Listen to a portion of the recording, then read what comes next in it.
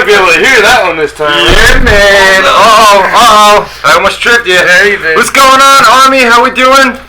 First and foremost, give it up. Give it up for the audio tonight. Raise your glass, raise your beer, water, whatever you got. Can we give it up for the audio tonight? Right before, about 10 minutes before we came on here, I said, dude, there's something wrong. We are doing something wrong every single week where we sound hollow. We sound like we're in a tunnel, right? Yep. And we figured it out that I said, you know what? Your laptop, which we produced the show on, that's got a built-in microphone on it. So we're using a built-in microphone along with this microphone, and it's going through both microphones, which is creating the hollow sound. So you were able to go in on your laptop, on the producing machine, and shut off that microphone. We got this microphone. We almost couldn't figure out how to do that part. And we're clear. Yeah, we figured out what the problem was, and then we went on the thing, and we're like, oh no, how do we turn it off? So like, he had the one half where he came up with, he's the idea man, I was the tech man, and together, you guys are able to hear us now. Yes, we About freaking time. Now, the only thing that's confusing is there were... How do we sound? Yes, Chad. They sound okay? Yeah, we sound good? So the only confusing thing is there were a few weeks where we sounded perfect. I don't understand that, but who cares? You can hear us now. That's all that matters. It's weird, man. But from now on, so from this point forward, we have it fixed. We know how to shut off the microphone. We figured it out. Use the one microphone. So we're good to go, baby. What's going on? Tuesday night, WZR Radio. I got my hair cut today. Did you get your hair? Why don't you show everybody your hair? Do I look good? I don't know. Let him see. I'll let him see. Can you see? Oh, jeez. He actually took his hat. Guys, he took his hat off. Shaved my head today. Whoa. Shaved my head. Went in bed. See a terrible bald spot even with that. But anyways, yeah. You say balls? Yeah, bald spot. I was going to tell you, shave my balls, too. Oh, did you? Shave my balls. Show them off. Go ahead. You want to see my balls? I don't. They do. They don't want to see my balls. No? They don't want to see my balls. Maybe next week. Maybe next week. Or the week after, the week after. So, man, we got a lot to talk about. A lot to talk about. Hulk Hogan's TNA contract expired today. Done. Got a baby crying out there. Loud. Every Tuesday night, dude. Every single Tuesday. I'm trying to keep one-word answers. So keep going. But, Hulk Hogan's TNA contract, like I said, expired today. Ken Anderson and Mickie James gone from TNA, although temporarily. Ken Anderson said that he expects to be back within TNA this week at some point. 7 days. So we're going to talk about that. What else, man? I put the Raw rating. My God, the Raw rating came out. That was sad. It was tough competition with. Miami Dolphins. We'll talk about fantasy in a minute, dude. But Miami Dolphins 3-0. But that game was a blowout until the end. So there's like the people was. that are like, oh, I don't know which one to watch, could easily say, well, I can watch Raw because this game's obviously being won. It's over. Yeah, it's done. But it was 3-0 against 3-0. So at the start, before it became a blowout, you would think, all right, that's going to take a chunk out of Raw's ratings. Yeah, 2 undefeated teams. But then you got to the third. What were the teams? Miami and who? Miami Dolphins and the Saints. Allison's team. Oh, New Orleans and yeah, those are big cities too. So. Yeah. So, but it came out. It was 2.7. So we're going to talk about Raw ratings. 2.68. 2.68. I mean, you're being generous saying this. Yeah. Rounded up to 2.7, right? Trish Stratus had a baby boy. Maximus. It's better than Northwest. It's better than Northwest. You know what's up? What's up with everybody? They have to come up with an exotic name. What happened to fucking Bob, right? Ryan and Matt. Like, what happened to names out of the Bible and Joe and Steve? You've heard of people that are named Max. There's Maxes out there. I mean, let's be honest. Max Weinberg. Max, but Max Kellerman. What is Max? Is a nickname, right? Is Max the nickname for Maximus? Well, is that what it is? It can be. Yeah, it can be. Okay. Kind of like I don't think Dick and Richard would be a good example. I'm trying to think of a good example. Like Jack and John is No. Like Jonathan and John. Yeah, some people are just John, but some people John is short for Jonathan. What else could you come up with Max though? I think it's Maximus. Yeah. Max. Usually we would have to chat for help, but you got it covered up. Right. Well, what else are we going to talk about? News. The Undertaker cryptic tweets. WWE's turned out to be nothing. Nothing. Big disappointment. Ken Shamrock opened to a WWE return. Obviously. And then, that's not really news either. Right. The guy's broke. He's lobbying for jobs. Yeah. But the backstory between him and Dana White owes Dana White a lot of money. Yeah. So I was going to bring that up. Talk about that. I can run that down if you want. Rebby Sky back at it again on Twitter. I heard you two were going at it again last night. You were supposed to tell me today. I didn't. I have no idea what happened. No, we ended it. When we get to that, you gotta break it down so I can enjoy it too. Because it's always fun. Yeah. Ravi Sky's a trip, man. She is something else, bro. I mean, she's hot as hell. Yeah. But shut the fuck up. Just look good. Shut your mouth and look like a 3-year-old. She's a professional hot chick. Not a professional annoying bitch, but that's like her part-time job lately. Batista, not the original choice for Evolution. That's not really news either, but it came out on that DVD. Did you watch? I watched. You know what? It's not. Was it good? It's amazing. Is it? Yeah. I mean, all of them are good. Like I'm a big fan of the documentaries. I got the guy to watch part of the CM Punk one when I first moved. The ECW part. In the ROH part. Yeah. I got him to watch part of the CM Punk one. But yeah, if you ever sat down and watched some of these, your mind would be blown. Yeah. I have a pretty good gauge on what you like in wrestling, and you would dig this shit. Especially, you've ever seen the rise and fall of ECW? No, but I want it. That's one that I want to watch. And there's other ones there's the other ones like the one that came out right after it with the Shane Douglas, and then recently Barbed Wire City came out. These are all stuff that you would you would fucking love it, dude. Speaking of Sunday night, man, this motherfucker every Sunday night, right? Breaking Bad. Actually, all day. The Breaking Bad finale aired Sunday night. It was a good one, huh? It was the best finale of any show I've ever. I don't like TV. Right. You watch TV a lot. You'll watch this show, that show. I just watch sports, and that's it. Yeah. But because The Office is done, Sopranos is done, Curb Your Enthusiasm might be done. So the only shows I really watch now are Eastbound and Down, which came back Saturday night. Came back on Sunday too. Yeah, you got me into that show. Yep. Danny McBride, Kenny Powers. Yeah. So I watched that, and I watched Breaking Bad. Yep. I think that's it. I can't think of anything else that I watch. So that other than wrestling and UFC and football and sports and stuff. But so Breaking Bad's done. But Sopranos, a couple shows. As far as finales, Sopranos sucked. Yeah. They didn't really give you a finale. Oh, what, the black, right? Yeah, they faded to black. The idea was we don't want to end the story. You can live it on in your brain and decide how it ended for yourself. Yeah, I don't like that. No, I put 10 years in. Tell me how the story ends. Yeah. Don't tell me I can figure it out. Otherwise, what the fuck? But Breaking Bad was perfect. They killed off everybody. You were saying Walter White dead. Pretty much, man. Yeah, I mean, Jesse got to go, and Saul's still alive, but he's got the prequel coming out. So. Right. But just an amazing finale. Yeah. I mean, everybody's talking about it too. What else are we going to talk about tonight? Brie Bella and Danny. Well, we got to do. Sticking with Sunday. I wasn't just happy Sunday night. No, we're going to get to football. Hold on 1 second. We got Brie Bella and Daniel Bryan got engaged over the past week, so we're going to talk about that. Of course, cameras were there. That was right before we went to play basketball that day. We found out, and then we had to wait like another hour because we needed pictures. Keep it up, man. My man's a pretty good basketball player. Thank you. Pretty good basketball player. Decent athlete. I mean, I'm not as what I used to be. Broken back, 30 years old. Yeah, I know. You don't realize you're 30, and then you're like, goddamn. I can still go nonstop, but what happens is the next day I wake up like, oh, why did I do that? I can't get out of bed because of the back, and it's just. I'm still hurting a little bit, and that was 2 days ago. I told you, if you stretch, you're fine. You should stretch before you go to bed, and then you wake up fine.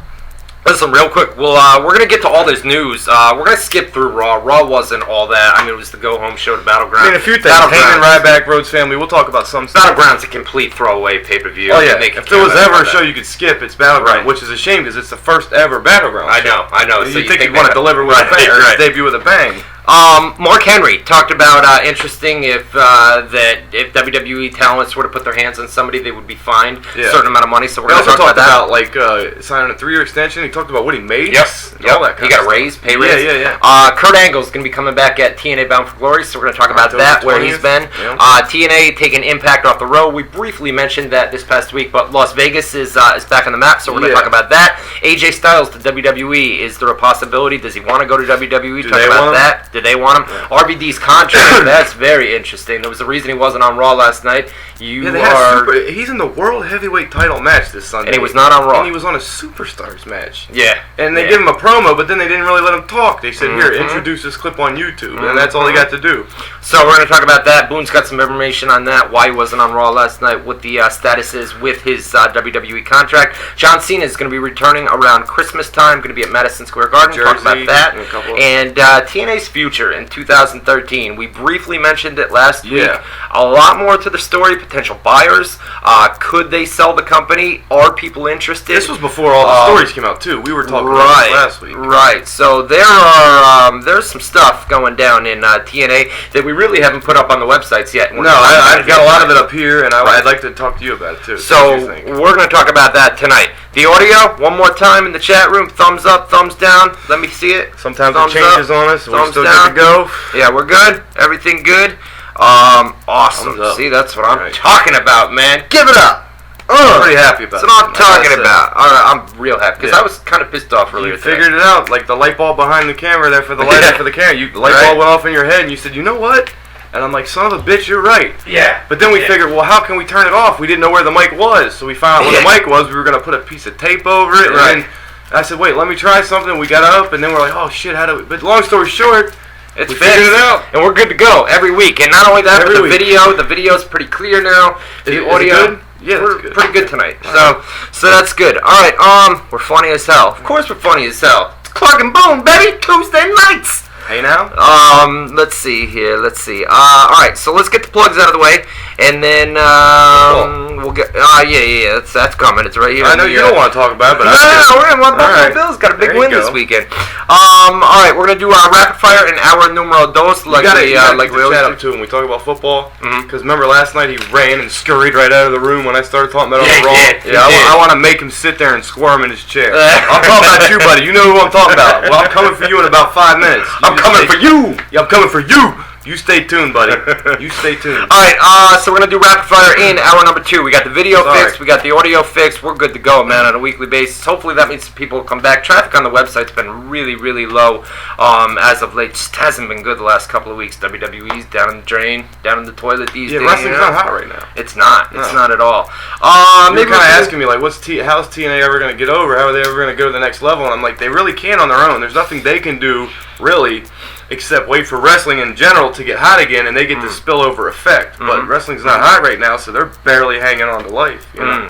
How about this government shutdown, man? Last night at midnight. I still couldn't. If you asked me to explain what it means, I still couldn't do it. I'm not going to get into it, but there were certain, national parks are shut down and some businesses are shut down. But it's got something to do with Obamacare. It all has to do with Obamacare, where the House and the Senate are arguing. The House comes to the Senate. It's a Republican-Democrat thing where they're bitching and fighting. And Obama's just completely blaming the Republicans, and the Republicans are firing back.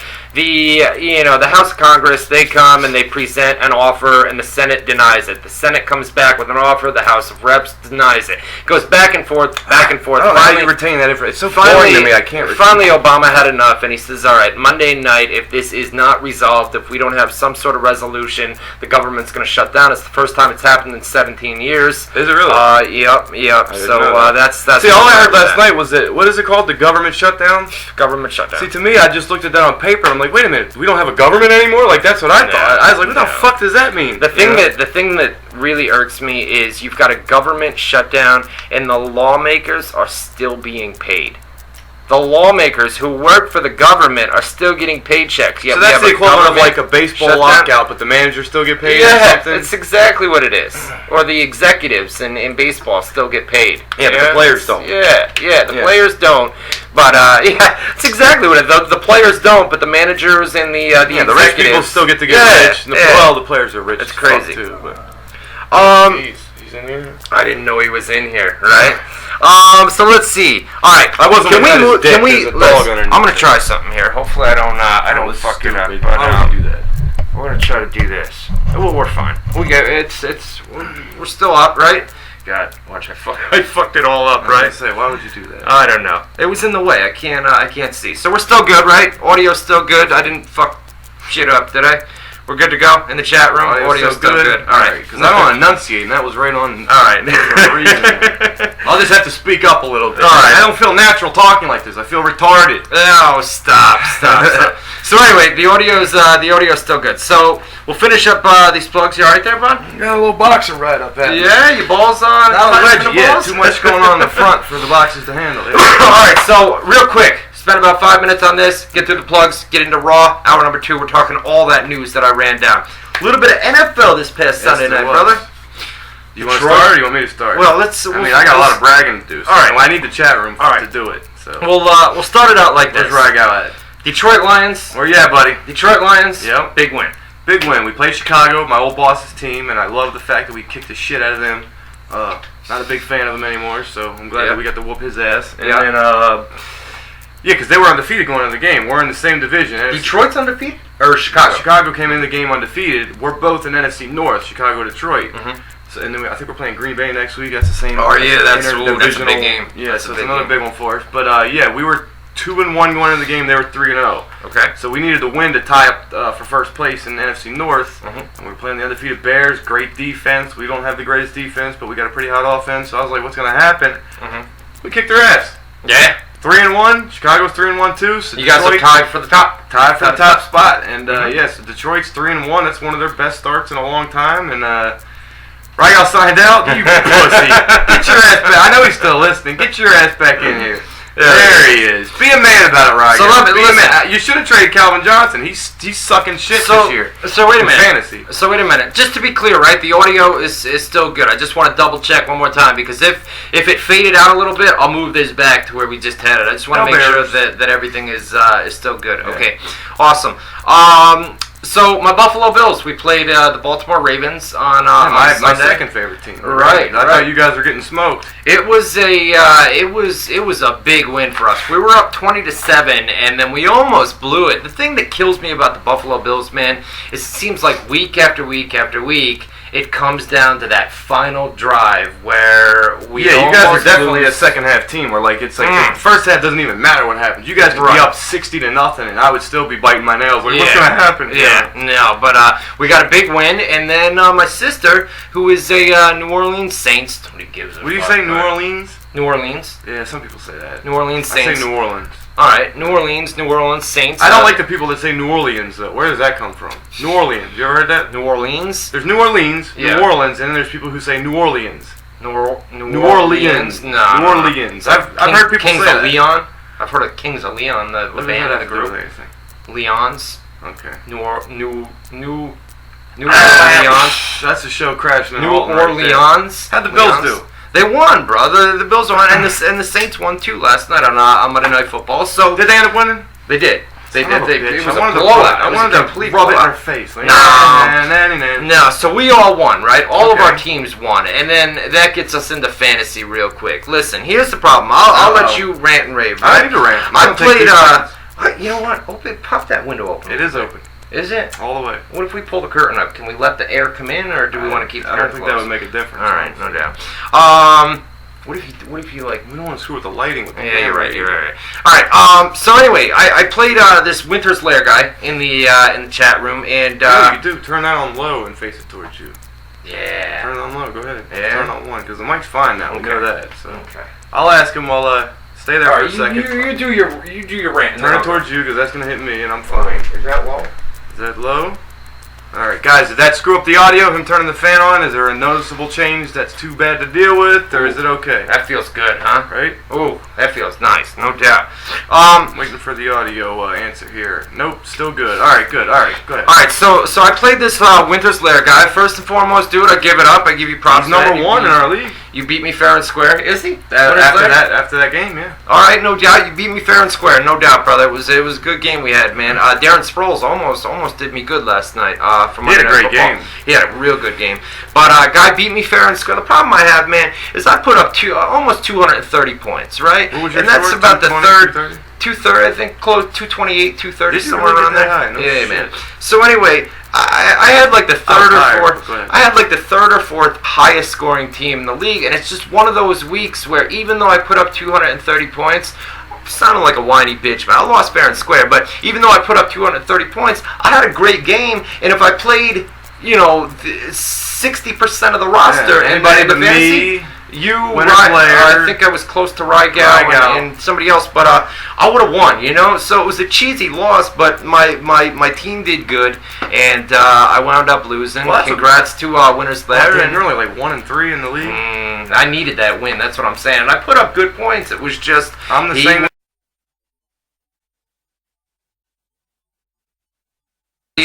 I'm 3-1 in our league. Same All as right. Detroit. We've got the same record. So let me hear the Hey Now crew against the Rygau crew. The Hey Now crew against Rygau's team. I forget what his team name's called. They've got an amazing team. Peyton Manning. Great team. Calvin Johnson. Yeah. Larry Fitzgerald. Who's some of the other players? Edelman. What is his name? Julian Edelman. Murray. Is he good? There's a couple of good guys that I'm not aware of that are even, like, people are like, how the fuck did he get all those on the same team? He was projected to beat me by a good 60, 70 points. It was going to be the blowout. And it's the first time. You know that little smack talk option you have on the screen? Mm-hmm. I actually conceded defeat before the week even started. I told him, I said, I'm a little worried. I'll admit it. I think you got me. Something along those lines. I even told him on Twitter. I said, I think you got me, buddy. You know, I think I'm losing this week. Victor Cruz, bro. Victor Cruz. He's right. That's your boy. Not That's just Victor boy. Cruz. There was a couple guys that did it for me there. You ain't got Adrian Peterson, do you? No. Arian Foster did a good job. You're right. Yeah, Foster, Cruz. Stafford Didn't do as good as he normally does, but he did good enough. Anquan Bolden did good for me. Long story short. Anquan, bro. Yeah, long story short, they had the favorite underdog percentages. I think when the week, it was like 80-20 in favor of him winning. Yeah. And he was expected to win, according to projections, by 60, 70 points. Yeah. Long story short, didn't happen. Rygau, you're good. I'm just that much better, man. What do you want me to tell you? Sorry. Do you guys remember? Sorry. Just a couple of weeks ago, we did the fantasy draft, and he was so angry at me that he didn't get Calvin Johnson. Calvin Johnson ain't done shit all season. He's had a couple 100-yard games. Shit, bro. He's done a couple 100-yard games, and he's helped the Lions a lot. But in fantasy, he hasn't done much. I mean, 15, 20 points maybe. You were so angry at me, man, that I wouldn't let you get Calvin Johnson. Not that you wouldn't let me. You gave me bad advice. And even if you did, I could still have Calvin to trade. I'm still upset about that, for the record. It's not like you're off the hook here. I took Stafford in the first round when clearly I probably could have got him in the second. So I wasted my first round pick. CJ is a bust lately for me, bro. He's right. I'm listening to you. That's Calvin Johnson, right? Spiller? I think he's talking about CJ Spiller for me. I thought he was talking about Calvin Johnson. You're right, Calvin Johnson. Anyways, I beat Rygau. Good game. Very hard fought win. I'm glad we got it. Detroit won. I'm glad we got it. I feel good. Fantasy football. You guys made me sign up. So now you got to deal with it. This is how I am when I win. Same in basketball. Remember when I hit that fucking hook to win the game against them Packy kids? I ran around the court with my hands up for like a good minute straight. It kills me when I have to admit that I'm wrong. Like if I gotta admit, I'm a sore winner. Hey, I was wrong or something, and I gotta say it to his face. Oh, it just irks me. Man, the look of joy that comes on this face. All right, when he admits he's wrong, or when I win something, it's too much. You admit you're wrong, lot too. Sure. All right. All right. So check it out. We're gonna move on. Football. We got all the random chat out of the way. The rest of the show is pro wrestling, MMA, UFC, whatever you guys want to talk about in the chat room. I missed it. I didn't see it either, but I heard it was good. I saw the 24/7.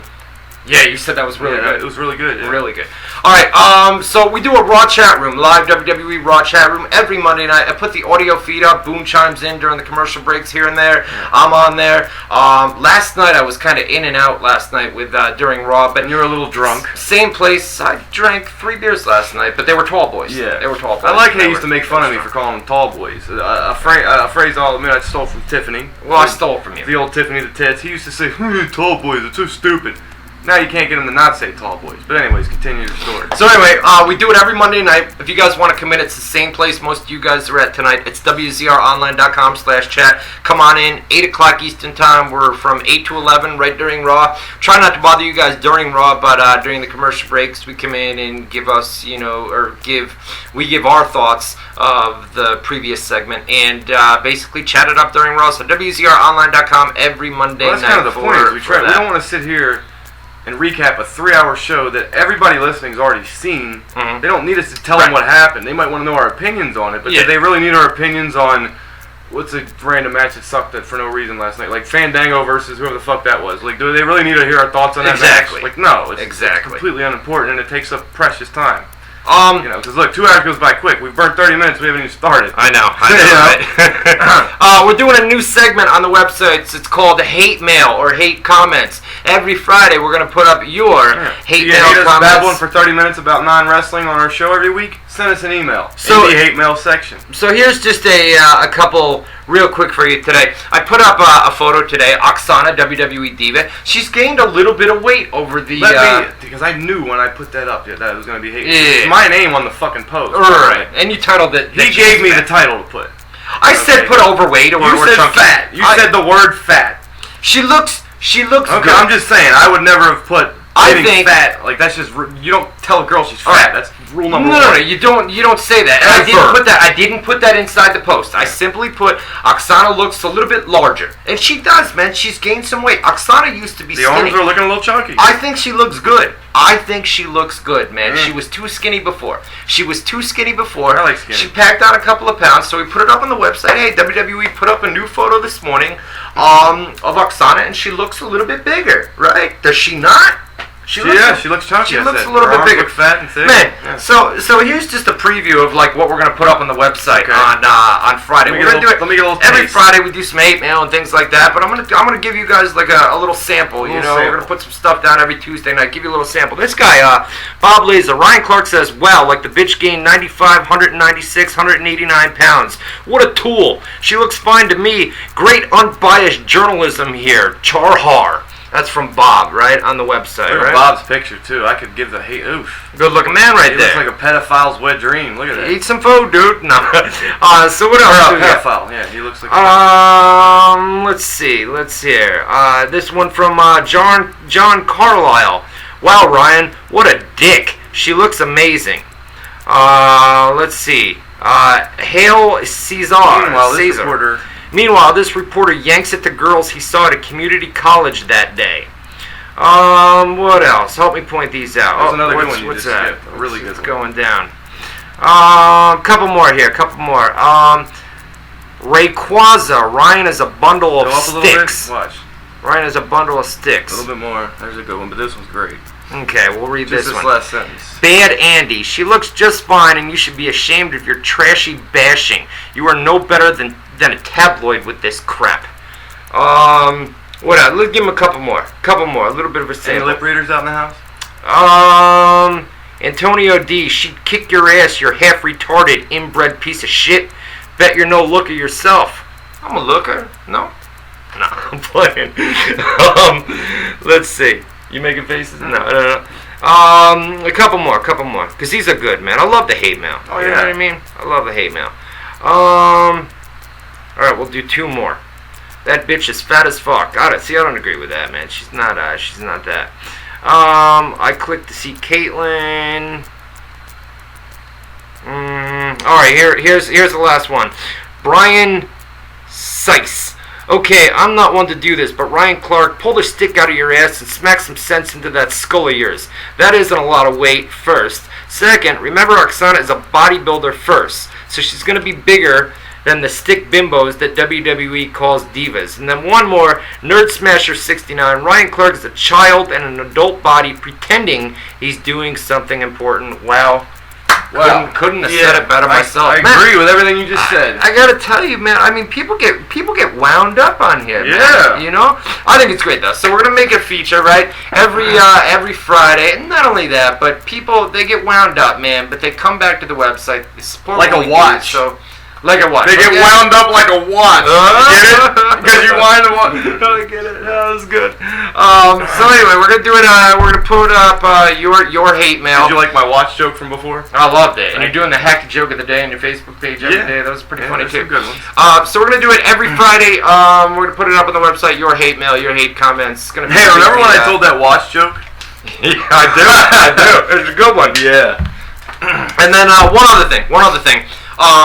You guys see me on Facebook all the time, right? And I'm always promoting and plugging ProWrestlingScoops.com and WZROnline.com. Those are my two websites. Basically, ProWrestlingScoops.com years and years ago was my main website. It always has been. And a couple of years ago, got the idea to start WZRRadio.com.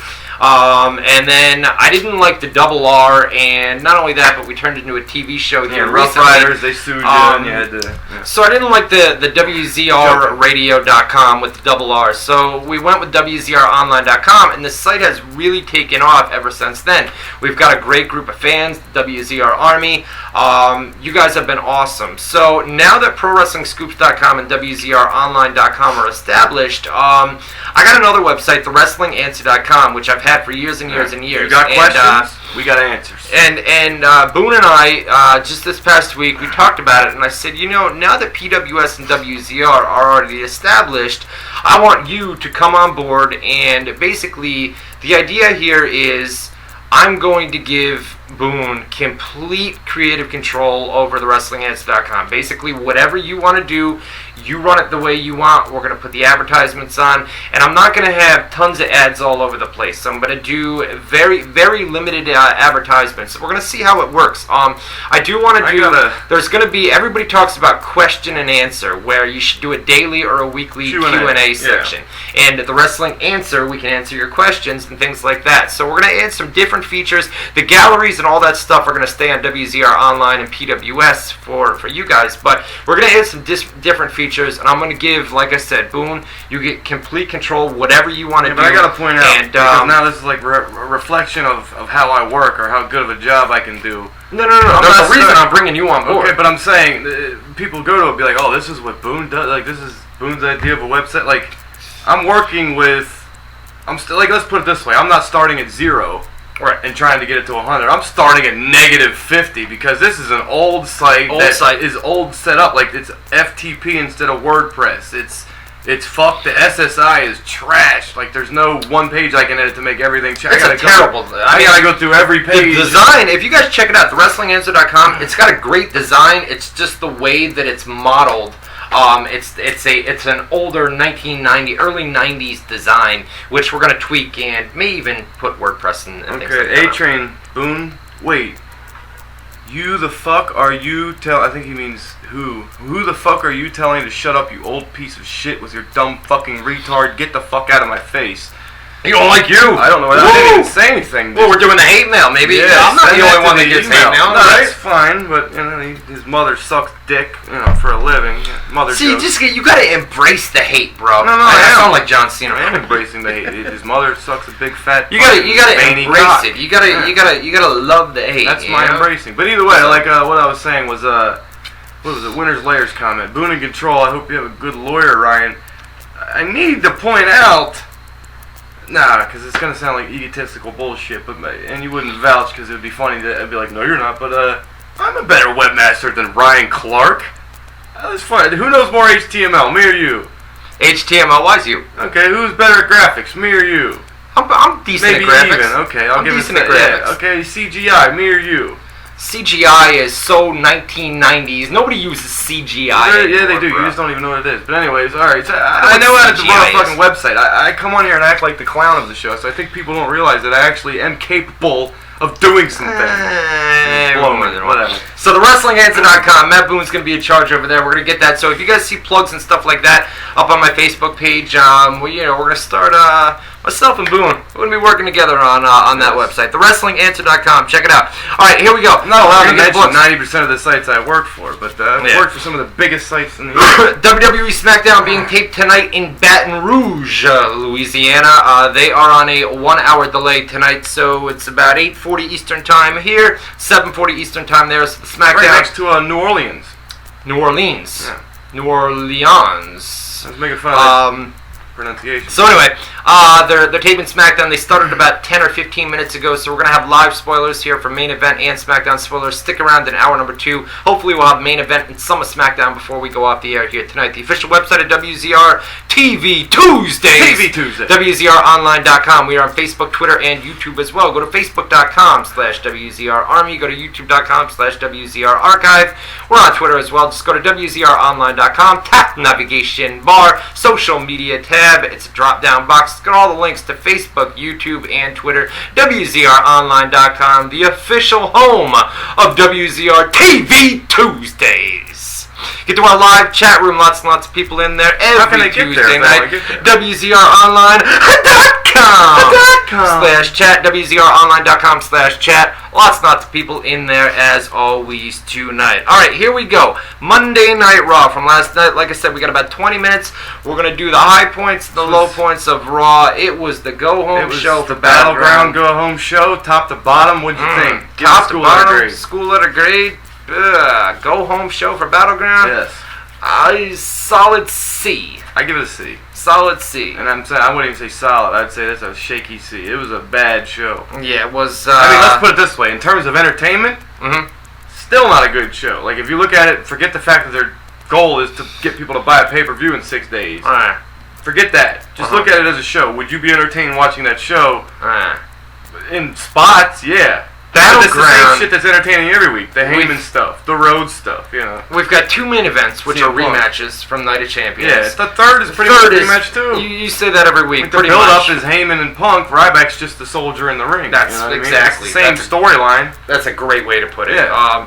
And then they added the pre-show match last night. I mean, there's only 5 matches, and one of the matches is on the pre-show. So you've only got 4 matches. Match. They teased who was it? R-Truth and Curtis Axel and Kofi Kingston and Bray Wyatt a little bit too. Right. That's so. I mean, this is a complete throwaway show. I mean, when the buy rate comes out for this thing, I mean, I'd be surprised if they're going to be around. I mean, you're going to get your loyal people that order every pay-per-view, but I'm thinking maybe like 120. What's I couldn't tell you because I don't know what the average is. 180, 170. For a B show, like for not one of the main 4. For like a Night of Champions, probably 180 to 200,000. I would say down around. If it's about 200 for Night of Champions, I'm saying because I don't know if you're right, and I'm assuming you are. 200,000 for Night of Champions, I'd say 120, 130. Yeah, it's going to be a little over. Yeah, it's going to be a little over half, maybe 3/4 of what it normally does. Yeah. So CM Punk opened up Monday Night Raw. CM Punk comes out and basically cuts a promo about predictability, like how you can kind of, the fans are so regular fans of the product, come to learn some things. If you're in someone's hometown, there's a good chance that guy's going to get his ass whooped. If he goes after Heyman, there's a good chance Ryback and Curtis Axel is going to cut him off. And that's what happened last week in Chicago. He was basically recapping what happened last week, but doing it in a cutesy CM Punk kind of way. So he wants a fight. He wants a fight. What do you think though? If it wasn't scripted, which I'm assuming it wasn't, what do you think Vince and the writers think about him going out there and saying, this company's very predictable, we beat up guys in their hometowns, blah, blah, blah. Do you think that they're like, motherfucker, why do you gotta do that shit? Well, we can tell you guys that Heyman and Punk have a lot of creative control over their promos, and they have a lot of leeway. Of course, they're going to have bullet points to hit and everything else that the creative team comes up with, but you would imagine they're not all that happy. Yeah. I mean, you know what I mean? I wouldn't be. If I was a writer, I'd be like, this son of a bitch goes out there and basically makes us seem like a bunch of talentless, no idea. But you know what I like about it is it's real. He's being real about it, but it's to the point where, I mean, everybody knows it's the same thing. Whenever they're in Oklahoma, Jim Ross gets trashed. We talked about it last week. Whenever there's a contract signing, he even said, like, all right, can we skip to the point where we knock the table over and beat each other up, or do we got to go through all the preamble first? Like, why tell the audience what they're going to see before they see it? Unless you're going to swerve them, then it makes sense. But, like, I don't know. I always have problems with him coming out, and the goal is to be funny, and they say funny doesn't equal money. But in some cases it does, like The Rock, Steve Austin. But even then, I think it was more their grudge, not just the fact that they had funny one-liners. But, like, he's so... I don't know. I won't go off on a rant about that. But anyways, he gets interrupted by Brad Maddox. I forgot about that. Yeah. Brad Maddox comes out. Punk wants a fight. Yeah. Basically telling Maddox he wants to fight. And then out comes Big E Langston, man. Big E Langston. I think Big E Langston's got all the potential in the world. Yeah, especially last night. If you were watching that match. Right. Did you watch that match? Yeah. Because sometimes he's busy talking. You guys are writing news because he does a lot of updates. He's very, what's the word I'm looking? He's a big man and he's very in-ring. Agile? Agile. Yeah. That's what it is. He's got some speed too, and he's definitely got power, and he's got the look. I don't like the singlet. I think they need him good. That's my big problem with a lot of guys. Like Dolph Ziggler. Right. I don't think he's ever going to get over wearing the skin-tight spandex bicycle shorts that are neon colors and shit. That shit fucking screams mid-carder to me. Right. Big E Langston, same thing with the Remember singlet. Monty Give him Brown? some black and white fucking badass looking... Yeah, Monty Brown's... Monty Brown, right? Remember him? He's like a midget Big E Langston. Right, like a short version of him. Right. Yeah, but Big E Langston's got money written all over him, but... I think so. Why bring him out and have him job? I think the only reason they did that was because Punk's facing Ryback. They have a similar build, and it was kind of showing, because he beat him with the GTS. Yeah. I think they were kind of showing Punk can get his big ass up and do his finishing moves. That's exactly no problem. Yeah. That's exactly what it was. But like, why sacrifice Langston just to prove that point? I think. I don't know. Well, Biggie Langston's kind of lost in the shuffle right now. I mean, let they've people been going. forget a little bit, and then when you bring him back in a real way. Quit bringing him back and having him lose, and like then people will associate him as a loser.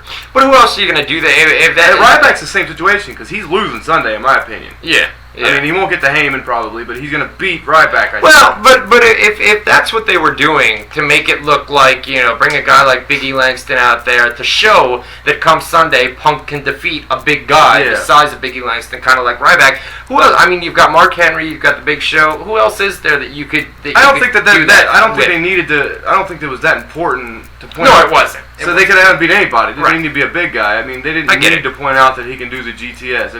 It's a nice story to make sure, but they didn't even really sell that hard. I don't even think. I think most of that probably went over most people's heads. Yeah. I think most people just thought. I didn't until you brought it up right now. Yeah, it went over my head. I mean, I'm sure as soon as I said it, everybody's like, yeah, no shit. But I guarantee you that wasn't like. That wasn't on your mind doing last this night. because they need to prove he could do the GTS. I don't think that was important. Yeah. But I think Langston should be safe because that guy could be something. I think so. And there's very few guys that they haven't ruined. Because Ryback is what I was getting to. I think he's losing Sunday. The big selling point was he's going to get through Axel, he's going to get through Ryback, and then he's going to get to Heyman finally. I think he wins Sunday. I think Ryback wins Sunday. And then anyways, on Raw, JBL says when he knocks out Axel or something with Axel, he says, all right, Axel's down.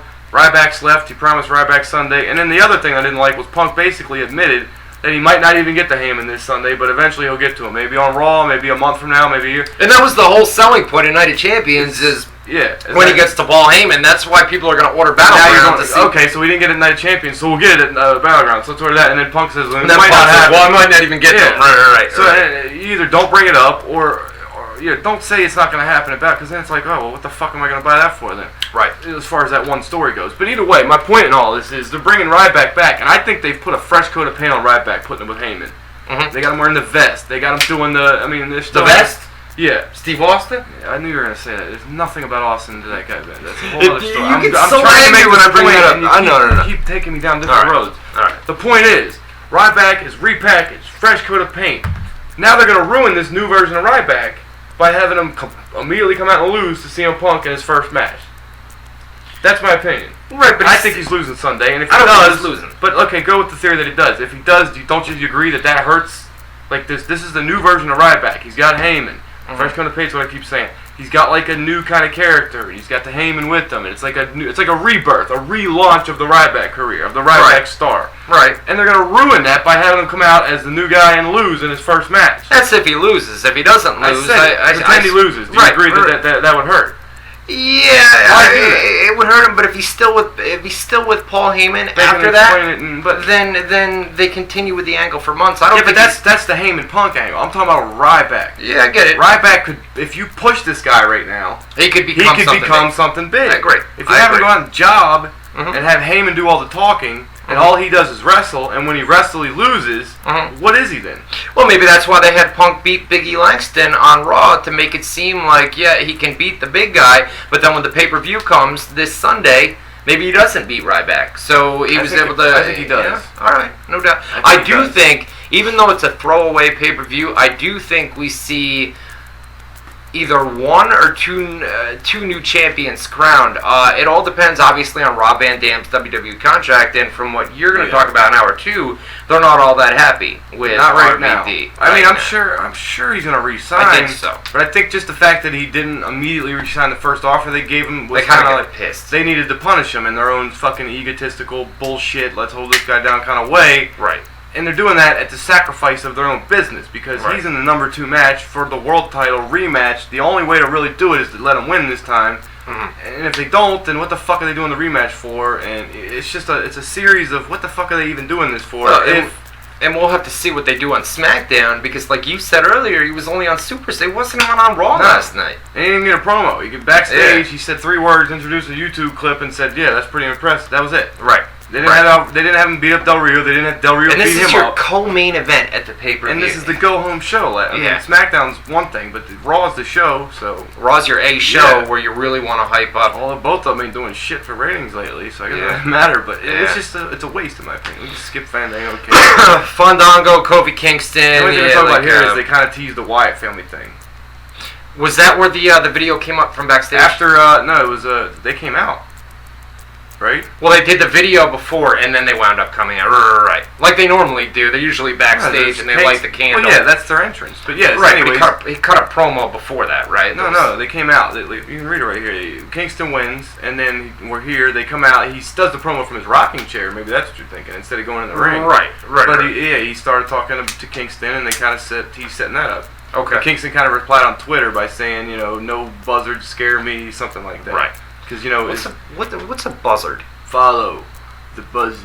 Some kind of bird or something. Is it? Yeah. He's a great promo. He's a great promo. He's awesome. It's still crazy looking and being like, that's IRS's kid? Like, what the fuck?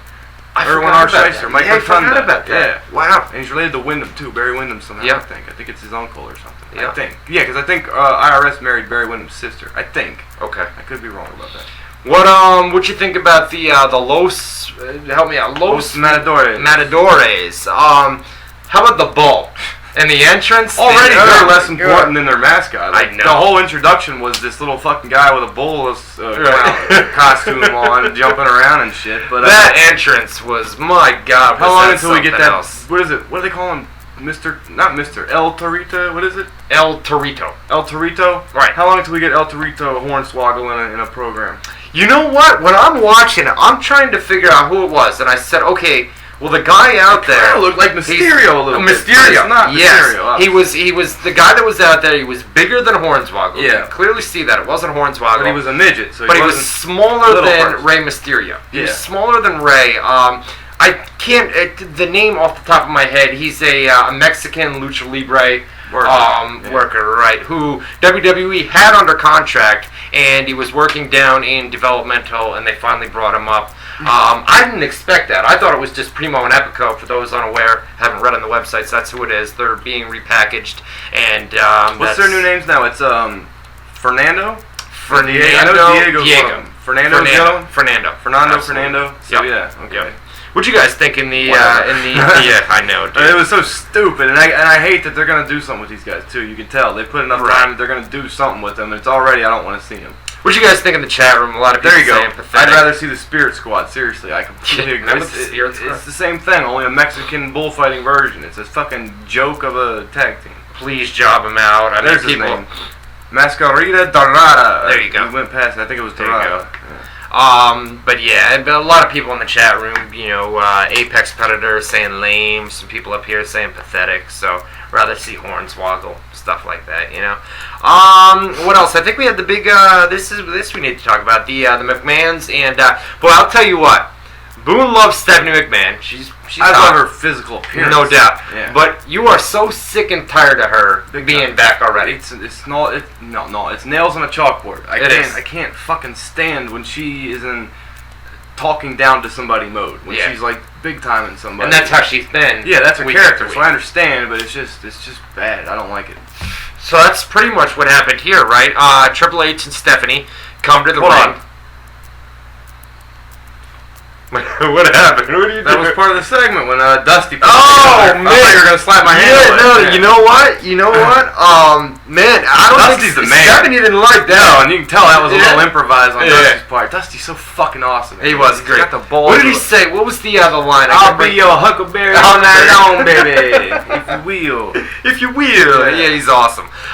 So Stephanie and Triple H come out, right? They call out the Rhodes family. We've got Cody, the Rhodes family summit. I think they called it. That's what it was. Yeah, that's how they advertise it, at least. So Cody comes out, Goldust comes out, and Dusty comes out, right? Goldust comes out.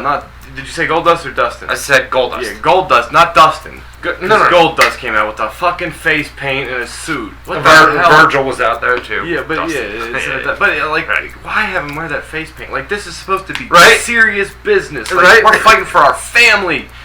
Goldust is a character, not a person. Not only that, but like you were saying, the face paint and the suit. Yeah, they don't go together. It looks retarded. They don't go together. Why would they do that? It's like the whole point of this is how serious it is, and it's family business, and everybody real life is what it's supposed to be. We've seen it's supposed Dustin to be real life. Yeah, plenty of times, sure. Right. I don't know how many times they've actually have they ever had him. I know back in the day, like on Master without the face paint. Yeah. I know back in the day when he was Dustin, because he was in WWE as Dustin Rhodes when Dusty was doing the polka dot thing. Right. because they were doing Ted DiBiase with Virgil, and then they would do Dusty Rhodes with Dustin, but so he was like a little cowboy kid, like Dusty's son. But now, I think ever since Goldust debuted, I'm sure he's had to, but I can't picture any time he's been out there without the paint on. Yeah, but it's just, I completely agree, man. You're trying to be so serious, yet you've got Goldust out there. Just bring him out as Dustin. The whole point is this is real life. This is family. This is real life. Right. Goldust is not real life. Yeah. He's a character that Vince thought up in his head because he's a whack job. Right. You know? God, remember when Goldust...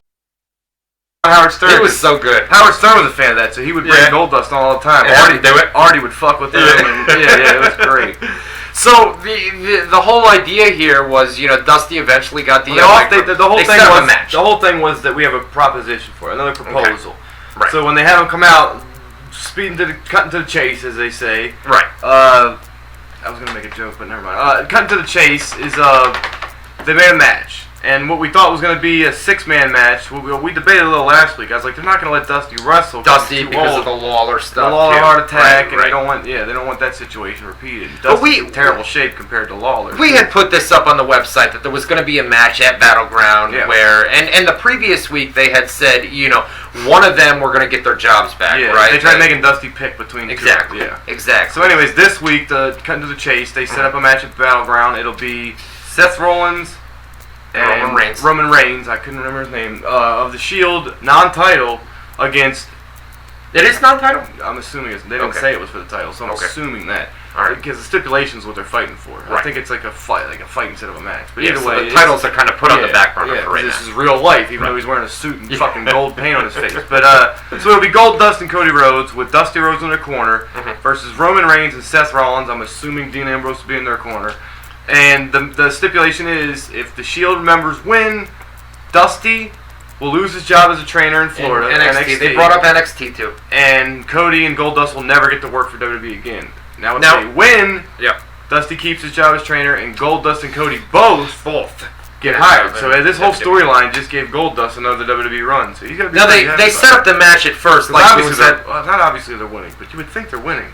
You would think that Goldust... Somehow they got to give Cody his job back, because he's not fired as far as I know, or planning to be fired, so... Right. Yeah, so and the whole thing with the PWS Pro Wrestling Syndicate, the indie promotion, they had make it seem more real. That was all a hoax by Pro Wrestling Syndicate. But before, like Boone said, they're the fake PWS anyway. This guy's got the real PWS. Pro Wrestling Scoops, baby. Cheap plug, thank you, buddy.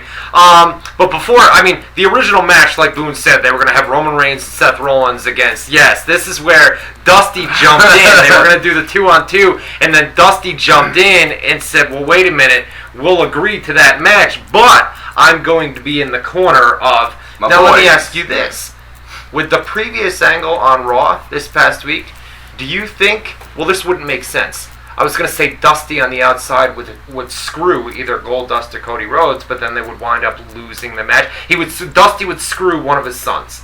Now he could, and they could explain it the next night that, that was best for business, baby. I'm sorry, but he's in on it or something like that. They could do that if they wanted to. Turn him. But then he would have to. I don't see them doing that. But that would be a clever thing to do. Swerve. Nobody would see that coming. Right. So that's one way they could do it, but I don't think they will. I think that they win. Yeah, and I think both of them. Yeah, they win. Then again, it's so expected that they're going to win, and WWE hates when you can clearly expect something. We asked CM Punk about that, dude. Right from the opening promo. Predictability, right? Good point. R-Truth, Curtis Axel. We'll skip over that. They'll probably do that again at the pay-per-view since they need another match or two. Right. We had the Divas match, Brie Bella and Alicia Fox. Something happened here that I wanted to talk about. Was it the thing backstage with Randy Orton?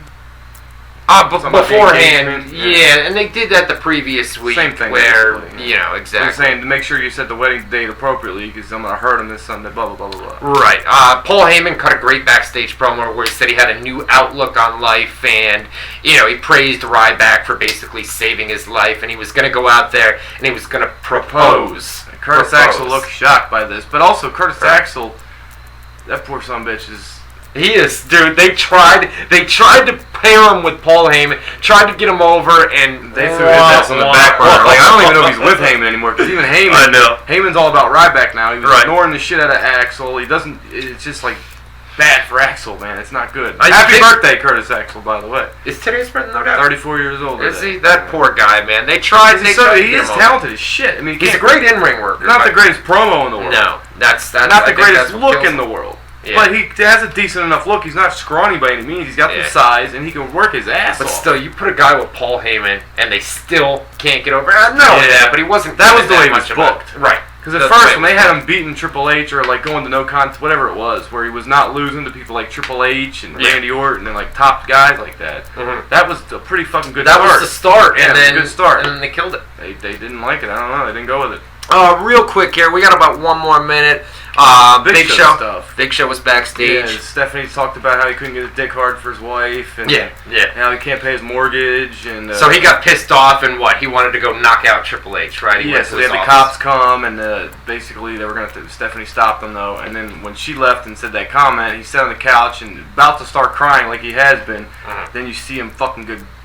Visibly angry, his lips shaking. I'm really angry! I'm very angry! That's an inside joke we used to do all the time. But anyways, he was like turned into the Incredible Hulk, and you figured the camera's going to reveal Triple H standing there, but instead, it's a big plug for Triple H's DVD. They show the big poster for his DVD, and he punches through it, and that was that. So. I don't know why, that poster it was there the whole time. Why did just then, when he sat down, did he start getting mad about it? Yeah, I know. He'd been in that fucking office. He had been in the room all night long, pacing, putting his sleeves up, and then finally when he starts crying, he's like, "Oh, I'm gonna get mad because of the poster." The poster was there the whole night, bro. Right. Speaking of bro, Zack Ryder. Well, I mean, it's something to skip over, but I said bro. So speaking of bros, delete it. No doubt. Zack Ryder, Del Rio obviously tapped him out. I mean, come on, it's Del Rio. He's in the world title match. Not that match means anything. It means absolutely nothing. Alright, so check it out. We're coming back. We're going to take a quick commercial break. We're going to come back. Proposal. We're going to have a proposal. Yes. When we come back. Watch, as you do this. Well, we still got to plug the rapid fire. But while you say some stuff, because I'll do what, this is what I love. When they were coming down to the ring, Heyman and Ryback, he was looking at Ryback. Like, look at the screen and talk for a couple seconds, and I'll be Heyman. Okay. So, we're about to take a, whoa, Reggie, we're about to take a commercial break. We'll come back. We're going to do a proposal here. See it? That's what he was doing the whole way to the ring. I was like, motherfucker, Heyman's so fucking good. He's so fucking good. Alright, guys, listen, you're listening to WZR TV. Get to our live chat room, WZROnline.com. /chat, WZROnline.com /chat. We're going to come back rapid fire, man. Submit questions for rapid fire. I'm going to put it up during the break. I got to go to my other computer to do that, but rapid fire. He's going to put it up on a little site called Facebook.com, and you want to add a little slash after that. Also, Ryan Clark WZR, because once you get there, the top post will ask for your rapid fire questions and comments. We'll get to as many as we can. Now we're number 2, and we'll answer them in a rap style fashion. Facebook.com/ Ryan Clark WZR. We'll be back right after this. For our numero dos. We got a lot of news to talk about. We're going to talk about this proposal from Monday Night Raw. Shut your mouth, Reggie. Shut your mouth. Always someone crying. It's always somebody, man. It's either the baby right before we go on air or Reggie. He's going to be going outside sooner than later. So get to our live chat room, guys. Lots and lots of people. How's let's do an audio check real quick, man. Audio sounding good tonight, guys. Let us know in the chat room, WZROnline.com /chat, WZROnline.com /chat. Alright, awesome. So now we got the video fixed, now we got the audio fixed. The only thing that we need to work on, man, is the music now. You know what I'm saying? Commercials and stuff, yeah. And phone callers. Oh, what about phone calls? Can we take phone calls? What would be different about that now? Nothing. Well, if we could hear the phone calls out of here when they call up, I think we'd be able to take them. They wouldn't be able to hear them on the air. Load though. up Skype up on there. I see it right on the... Nobody would be able to hear it on the air, though. They'd be able to hear us talking. Why not? It's coming through that microphone. Maybe. We'll see. I think it would work. No, that's the microphone. I think the audio would still come out of there. Didn't we shut it off? Or you only shut the microphone off? Oh. Put the headphones in you need on this side. We'll load up the Skype real quick. We'll give it a shot, and then we're going to... I think you're right, though. I'm almost positive that you're right on that. But I'm going to give it a shot real quick, and if we can, we will. You know what I mean? It's kind of like trial and error. We got to do it live every week because we're too lazy during the week to fire it up. What's the 712? Alright, let's give it a shot. Coming up here, but I don't know. Oh, Skype's not on yet. Alright, get to our live chat room. Like I said, WZROnline.com/chat. What we're going to do, we're going to finish up Monday Night Raw from last night. Just might take a minute to pop up. It's been a while. Yeah, just give it a minute. Doesn't matter. Anyway, you're right on that. It's not coming. So anyway, we're going to finish up Monday Night Raw from last night. And then we're going to get into all this news and rumors. We're going to do rapid fire as well. WWE main event and SmackDown are being taped tonight, like we said in hour number 1. Baton Rouge, Louisiana. They're on a 1-hour delay tonight. So as of right now, check the email during the break, and we don't have any correspondence as of now, but a lot of times every week we'll have some people that will get it would just not be starting anyway, so it might be a couple minutes. Yeah, it's only been going for 15 minutes, when half an hour. A couple minutes before 8, right? About 7:30, 7:45, somewhere around there. So yeah, we'll work on it. Let's see. Let's finish up Monday Night Raw. I mean, the big segment here, Paul Heyman. The proposal. Triple H had a proposition for the Rhodes family. Mm-hmm. Paul Heyman had a different proposal for Ryback. He had a different proposal in that. Well, first of all, CM Punk. They were about to. He's about to do a proposal, right? He gets on one knee and he asked, "Do you want to be, or will you become a Paul Heyman guy? Will you become a Paul Heyman guy?" With the big smirk. He's got the big smirk going. It's basically built up like he was going to ask him to marry him. And like we said on the audio last night. And they did the kiss a couple of weeks ago. On the cheek. I think that's where it all started. Right. I don't know if that was planned or not, but I guarantee you it all stemmed from something there. Everybody backstage is like, he kissed him on the cheek. Let's go, let's do this. Let's take it one step further. You know what I mean? Darren Young thought of it. I don't know. Yeah, right? Darren Young's probably saying, damn, I wish that was me out there. What are you doing? Heyman's probably not his type. That's what I'm thinking. You think? A little too old or what? A little too bald. Because he's got, when they put the photo up of Darren Young and his boyfriend, I mean, the boyfriend was like tanned and got the spiked hair. You like me like a Robbie E type character, dude. Oh, he's a good looking guy, huh? I didn't think he was a good looking guy. I'm saying that if you were to put the real life boyfriend against Paul Heyman, I think you might be right, dude, where Darren Young may not be kind of like how interested lesbians, in they either want to have, they call it a lipstick lesbian girlfriend or a, sorry to say, a bull dyke girl. Like, they either want a manly looking woman or like a real Barbie doll looking woman. What's the bull is dyke with the haircut and the one that's right. Yeah. So I think Darren Young likes the pretty boys. You're absolutely right. There are two types of lesbians where I've got a lot of lesbian friends. Yeah, there are two types where, I mean, you can clearly spot a lesbian by the haircut and the way they dress, kind of manly, bull-like, as you said. Bull dyke. Or there's the hot lesbians, and I think it's the same thing with gays, where there's the pretty boys. And they either like the fucking real macho, pretty, butch guys, or the feminine... Exactly. This kind of, I don't even know what you would call that. He says this kind of guy. Yeah. Alright, we need to move on. So anyway, he gets down on one knee and he says, will you become a Paul Heyman guy? Yeah. Did you see that coming? Because I did.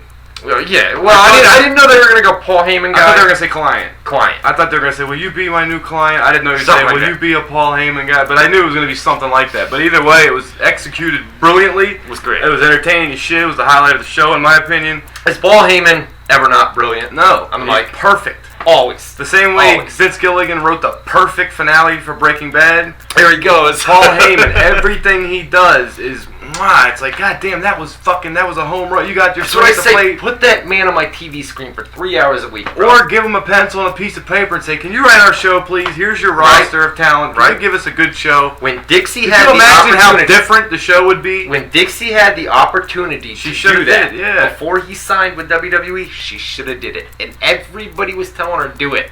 And instead, she had Russo and everything else. What's the matter? It was doing like a bed squeak kind of thing. Like, Jesus Christ. She had the opportunity to win Heyman. And Heyman, there was a minute there. I remember he came on the MMA Hour with Daryl Helwani back beginning of that kid's show. Great show, yeah. And I was supposed to be that kid's fucking partner in business. I remember. Damn, I screwed that up. But it hurts you to this day, man. Yeah, that was a Yeah, it wasn't all my fault, but it was. Yeah, Brian didn't sell the website, so we weren't going to work together anyway. But I kind of treated him like a dick because he called me to say how we're going to work together. Blah blah blah. Did he? Yeah, I didn't know that. Yeah, I still got an email he sent too. He said, "What's your number? I'm going to call you." I didn't record the call, so I don't have proof of that. But we were on the phone, and he was asking how we're going to work together, and I said, "Dude, you do what you do. I'll do what I do. I'm just getting paid over here." Right. But that was back when I was a dick. Yeah. Not to say I'm not one now, but I mean that was back when you like were the still a real WZR fan. fans. Yeah, no but doubt. that was back when I wasn't watching wrestling. I didn't fucking give a shit about anything. I was just going through the motions to get paid. I used to get, back in the 90s, right, when I was trying to get into this business, and Boom brought me in. I've said it time and time again. He brought me in, and he gave me the jobs. He gave me the reporting URLs and the sites that I needed to make my websites grow. I used to get prank calls from these motherfuckers. That's you right. and Randy Marston and Mitch Newton Yeah. And everybody else back in the day. I used to get prank calls from these you gotta guys. remember, we were what? At 15, 16 years old at the time. We're talking 4 or 5 a.m. in the morning, and I lived with my father out in Colorado at that point, man. And my father was so pissed off. We would leave voicemails talking about that the phone would ring at 4 or 5 in the morning. He'd wake us both up out of bed, and I kept saying, "Dad, there's nothing I can do. I forgot about that until you I don't know how told to me. stop these guys." And they Until you brought that up last week, I was like, "Oh, that's right. We used to prank call him too." You know, Pixex 420, Pixex 420. Oh, God, We had a hacker group. We would hack people's websites God. with pictures of pigs having sex. And I had shit my like website was hacked many times where it said Pigsex 420 across it, and I had to go in and you never delete. You never delete it. You would just edit the index file on me. Yeah, to Pigsex 420 back in the day. There was one situation. Bunch of assholes, man. We legally stole. I won't say the name of the site or the owner. It was a foreign guy from Belgium that I met in person, like Conan O'Brien. I know who it is. We stole his website legally. Like, we legally took over the ownership of the domain. Did you really? Yeah. Wow. So, and then we took that website from WP. Yeah. We forwarded it to Backstage Wrestling. We didn't even have Backstage Wrestling. Brian at the time said, "Come up with a domain name. What we'll do is we'll take the design of WP, change the colors, and then open a new domain, and we'll take WP and forward it to this new site. That way, when he finally gets it back, because legally, obviously, he's going to get it back at some point. Right. We'll have already sucked all his traffic and redirected him to this new site, and we'll I build a site thought you sucked out the traffic out of WZ to. I did. That's how I got hired too. No, not the Backstage. To Planet. To Planet. Okay. This was the exact opposite. This is how I got hired with Brian. Yeah. I hacked the shit out of him. Man, those were the. And good he old hired days. me for it. Those are the good Figure old that days. one out. Remember them? Because it was right after 9/11, and what he did was he put a poll on his own site. I didn't do this, guys. He did. His poll question was, is Matt Boone really Osama Bin Laden? I think he said, or something like that. Oh man! And I'm like, God damn, you put that on his poll? Like, that's fucked up. Like, this is right after 9/11. Wow. So, are you serious? Yeah, because I moved here right after 9/11, and I was still there, so it had to have been right after 9/11. Yeah, I'll tell you what, those are some good days back, and I miss them days, man. Ad rates at the time. It was back when work was fun, else. yeah. We were having fun, didn't give a shit, but yeah. Alright, Alright, sucks now. What are you gonna do? So anyway, the whole thing here was CM Punk comes out to interrupt this whole proposal thing last night. Yeah, his music plays, they're looking around, they don't know where he's coming, and then he comes finally after a good, I'd say a solid minute and a half. Yeah, nobody knew. He finally comes through the crowd, jumps over the rail, and falls right on his face. That was great. He is so did it perfectly. at selling, right? Yeah, even on the replay, you could, if they wanted to convince people it was real, you could probably even super slow motion, because as soon as his feet hit, he's always been like that. His leg went out. Because for those who didn't see it, he jumped over and his leg, it's almost like his knee blew out. Right. So he falls down holding his leg, and you're wondering what's going on, and that lasts for another good 20, 30, 40 seconds before he's crawling around the floor. He doesn't know what to do. He tries to get up. He's hobbling. He can't walk. Yep. Gets back on the floor. A trainer comes out. Trainer's right on him. He grabs the trainer and he starts reaching under the ring, and then he pushes the trainer back and hits fucking Heyman with the kendo stick. And that's the thing that, I mean, the previous week, Paul Heyman, faked out CM Punk where his little scooter wasn't working, and then all of a sudden Paul Heyman jumps up and comes after him after Ryback. It was the same thing. CM Punk just did Turnabout's fair play. Right, exactly. Yeah. So that was that. The Shield and Ziggler defeated the Usos, in a 6-man tag team match. We had gives a shit, man. Yeah, we had Cesaro also, and we should mention, Santino. Earlier in the Rhodes Family Summit, the Shield did attack them to end that. They were leaving because Stephanie said something to Dusty, "Careful what you wish for," something like that. And then they go to leave. He turns around, and Dustin, Goldust, gets the spear by Roman Reigns. Cody comes in to make the save, and then they beat the shit out of Cody to the point where he actually had swelling on his face for real. Because he even posted a tweet today saying his face was all swelled up and fucked up and red and shit. But yeah, So that happened. What's up with Cesaro, man? Getting jobbed out week after week now, man. Santino Marella beat him on Raw last night. Something's up with him. They've soured on him, man. Yeah, they got this goddamn thing with Santino and the flute and the cobra and the snake dance. What do they call it? The snake. Oh, the flute makes snake charming. You're right. The flute makes the snake be happy. Well, like in the I don't know what to say. I'll just say it. Hindu. The guys who played in basketball, or the guys I played in basketball, they in their culture, you would have like a vase, and the snake would be in the vase, and what you do is you play the flute, and then it'll get the snake to come up out of the vase or whatever. Okay. So now he's doing that with his cobra, and that's right. But anyway, stupid. And the other thing is Cesaro does. It's funny though. Cesaro does that tilt-a-whirl where they used to do with the women used to do back in the day, Round where they and keep going around. around. You do it by the hair. Remember he did it a couple weeks ago on Raw. Well, he still does. Like they showed a replay of SmackDown, and they were counting. Oh, did he? He did it on SmackDown too, huh? Really? And there was the other thing they showed from SmackDown was the Big Show and Triple H, where Big Show wanted to hit him. That was pretty cool. I didn't see that because I don't watch SmackDown. Yeah, I don't watch it. But anyways, Santino had a good joke on Twitter today. He said, "I've been training or practicing for a match with Cesaro, and to train, I sat on the tilt-a-whirl for a good 20 minutes or something like that, or the merry-go-round or whatever." Hacky joke of the day from Santino Marella. It was pretty fun. It was pretty cute, but yeah. So anyways, Cesaro he's jobbed out, right? Bitch, and he's so fucking good too. Like it's a damn shame, but yeah. And then real quick, talk about the main event, man. It was a face-off between Randy Orton and Daniel Bryan. At this point, I was in article mode. I was writing all this stuff. I really didn't see this either, man. I know they had the Bella Twins out there watching as Daniel Bryan got his ass whooped. Because basically what happened was Orton and Daniel Bryan talked shit for a little bit back and forth, and Orton attacked him, I guess. They went over to the announce table, and Randy hit the RKO on Daniel Bryan through the announce table. I think that's when Brie Bella came out, and she was all, in tears and everything else. Oh my God, what are you doing to Daniel Bryan? And the show went off the air with the announcers saying, "Oh my God, how healthy is Daniel Bryan going to be this Sunday at WWE?" He did the drape DDT on the floor. He did the RKO through the table, I think. Right. And then at one point, I think they ended. He put his foot up on the thing, and he's like doing something with his boot. Right. And that's how the show went off the air. Yeah. Like he pretended he hurt his leg or something, maybe. I don't know what that was. I was just kind of glancing while I was writing articles. No, I think he kicked Daniel Bryan, and he was just kind of looking at his foot like, I just. Oh yeah, shit where he has that psycho looking at shit out of you. Right. That makes sense. All right, guys, submit rapid fire questions. Facebook.com/Ryan Clark WZR. Facebook.com/Ryan Clark WZR. Facebook.com/Ryan Clark WZR. Facebook.com/Ryan Clark WZR. Facebook.com/Ryan Clark WZR. Facebook.com/Ryan Clark WZR. Facebook. Go ahead. Okay. So get that. Submit rapid fire questions, and that was Monday Night Raw from last night. Myself and Boone, we both gave it a C. Solid C. I'll put it this way: in terms of that was just as a show. In terms of promoting Battleground, what would you give it? Oh, and promoting Battleground, shit, like a D. I'd stay with C. It was bad, man. Stay with C because they did a decent job with Bryan and Orton at the end. Although they didn't do anything with them the whole night until the very end. Right. Punk and Heyman, they did a lot of stuff, but it was more for like that night, not so much this. Is about to start their yearly WWE release. We haven't seen them in about 2 years, man. There weren't any releases last year. I think that was the Linda McMahon Senate thing. They didn't. They usually do it around WrestleMania. That's what it was. They couldn't do it then. So this year you'll probably get a bunch. Yeah. We'll see when it happens. Normally it's in about April, right after WrestleMania. They let everybody get their WrestleMania payday and then they get rid of them. Yeah. All right, so let's go down to some of this news and rumors, man. There's a lot to talk about. We'll just kind of go through. I got a list here. Compile the list, and we'll go through. I guess we'll start out with some TNA news first. Contracts. Mickie James. We'll start with her. Her contract recently expired, and they offered her. The reports are that they offered Mickie $60,000 a year less to stay with TNA. Or total salary. Now, do we know what her previous salary was? We don't, but we're told that $60,000 a year was a drop from what she had previously made. So they offered her. Shit, you make more than that, right? You're on TV. Yeah, they offered her. They offered Mickie $60,000, and she had made before. They're doing the cost-cutting measures and everything. You would think she had at least $100K, right? Coming off WWE TV and being. I would say so, because you're right. She did come right off WWE. Fresh off WWE. Right over to TNA.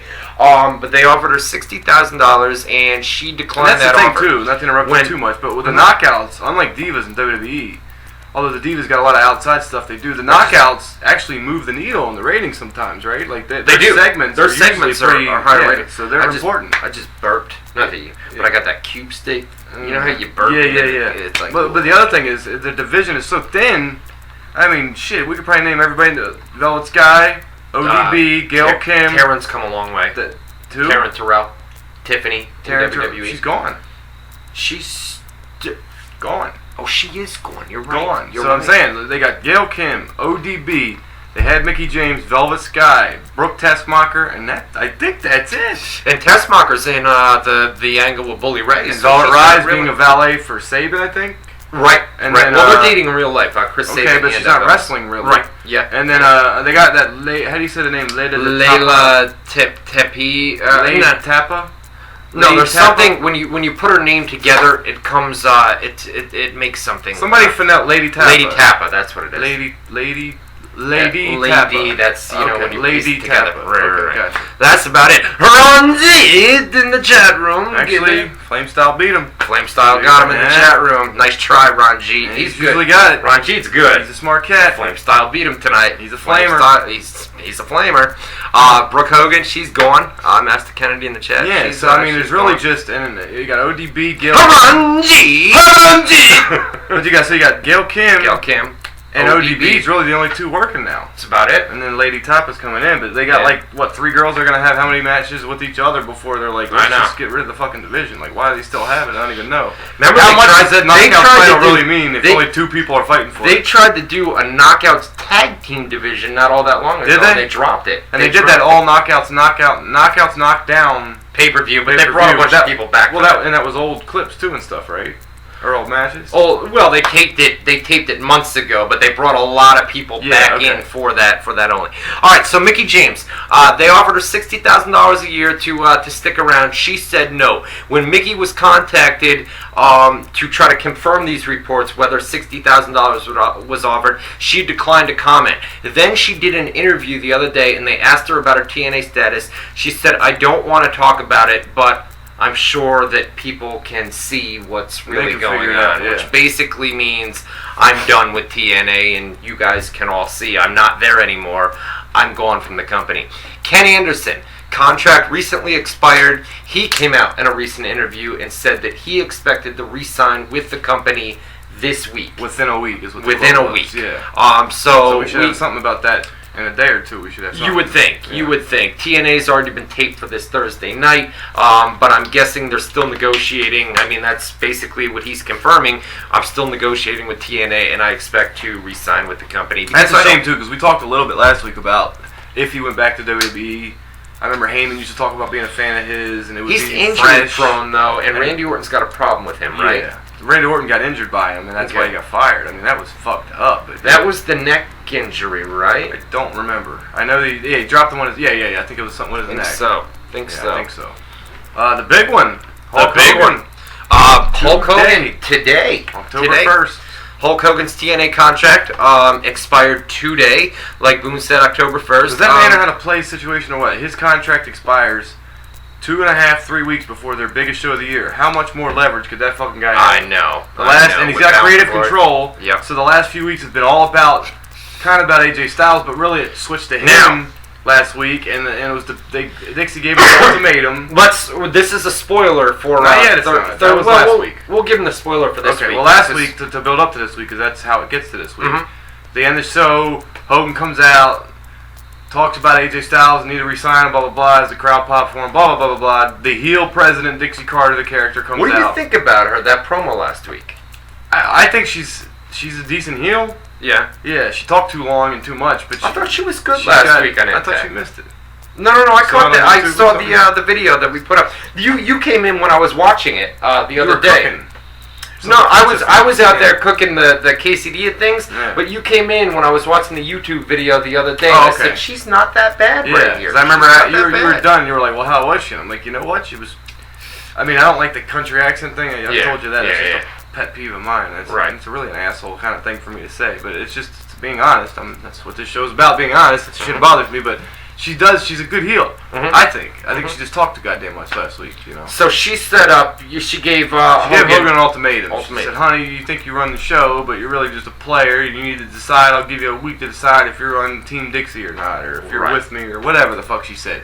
Basically, are you with me or against me kind of thing, and then the spoiler you can go ahead and say if you'd like. The spoiler is this Thursday night on Spike TV. Turn the speakers down real quick if we'll you give guys you the don't thumbs up this. when we're done with spoilers. Right. Yeah, we can do that now, right? So now you know when we're done. But yeah, Hulk Hogan comes out and Dixie basically says, like Boone said, I gave you an Just kidding. No. Dixie gave an ultimatum. You're an asshole. You're an asshole. But Dixie gave Hulk the ultimatum, like you said.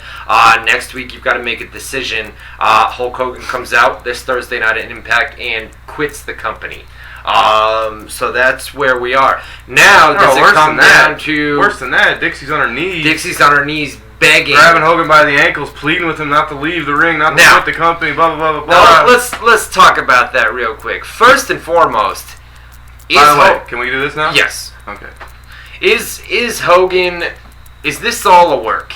Is this all a work? It could be a swerve. Hogan has re-signed with TNA, he's coming back, and we haven't seen the last of him. Or is this the way... Let's put it this way, just to build on that. What's a bigger story?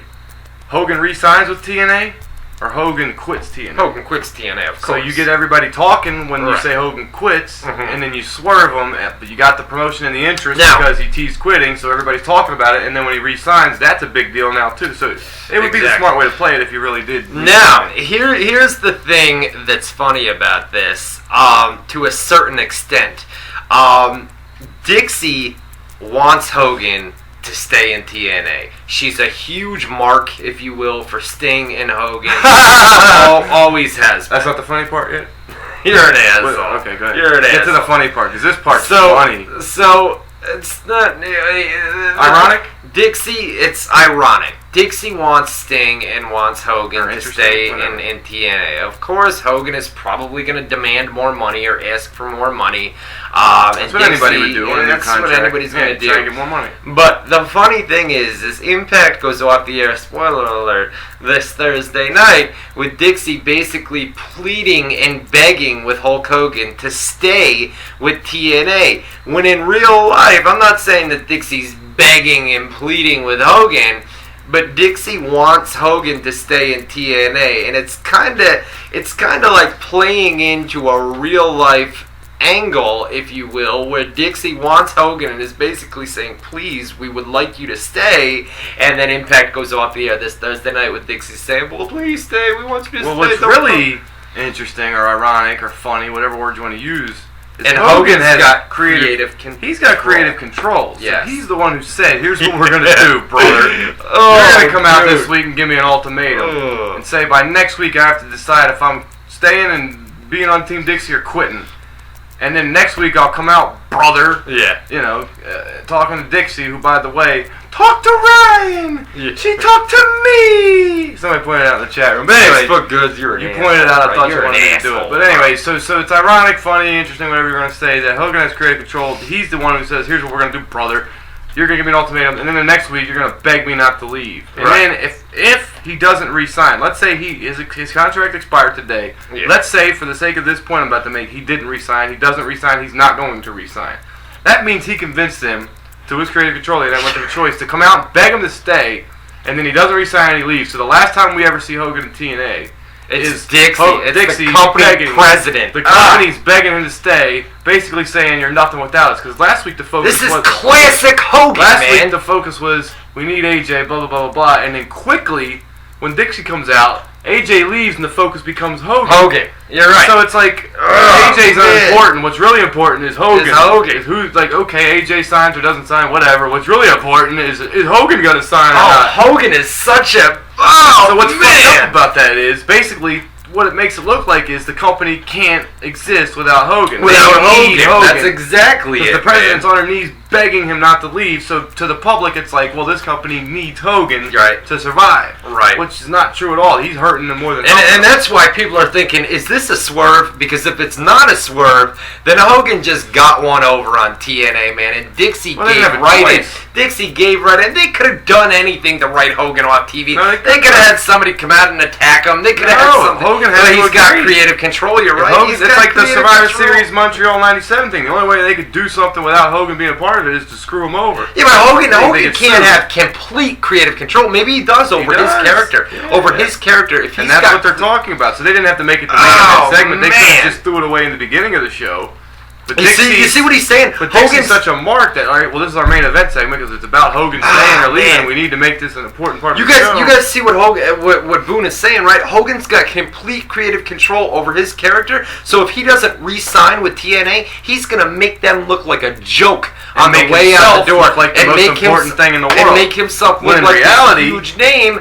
When Hogan hasn't done anything for TNA, he hasn't done anything. Buy rates. Remember Hogan saying so much money with the Monday thing. Give me 5 years and ratings. We're gonna be beating Monday Night and Live. everything else. Oh, this Give guy. me Monday Night Live. They did it. That cost them $1 billion trillion. Let's go on the road. That'll save us. That cost them $1 billion trillion. So they stopped Monday. They stopped going on the road. They did everything he said. All he did was cost them. All he did was cost them money doing those two things. Meanwhile, his contract cost him more than anybody else's on top of it.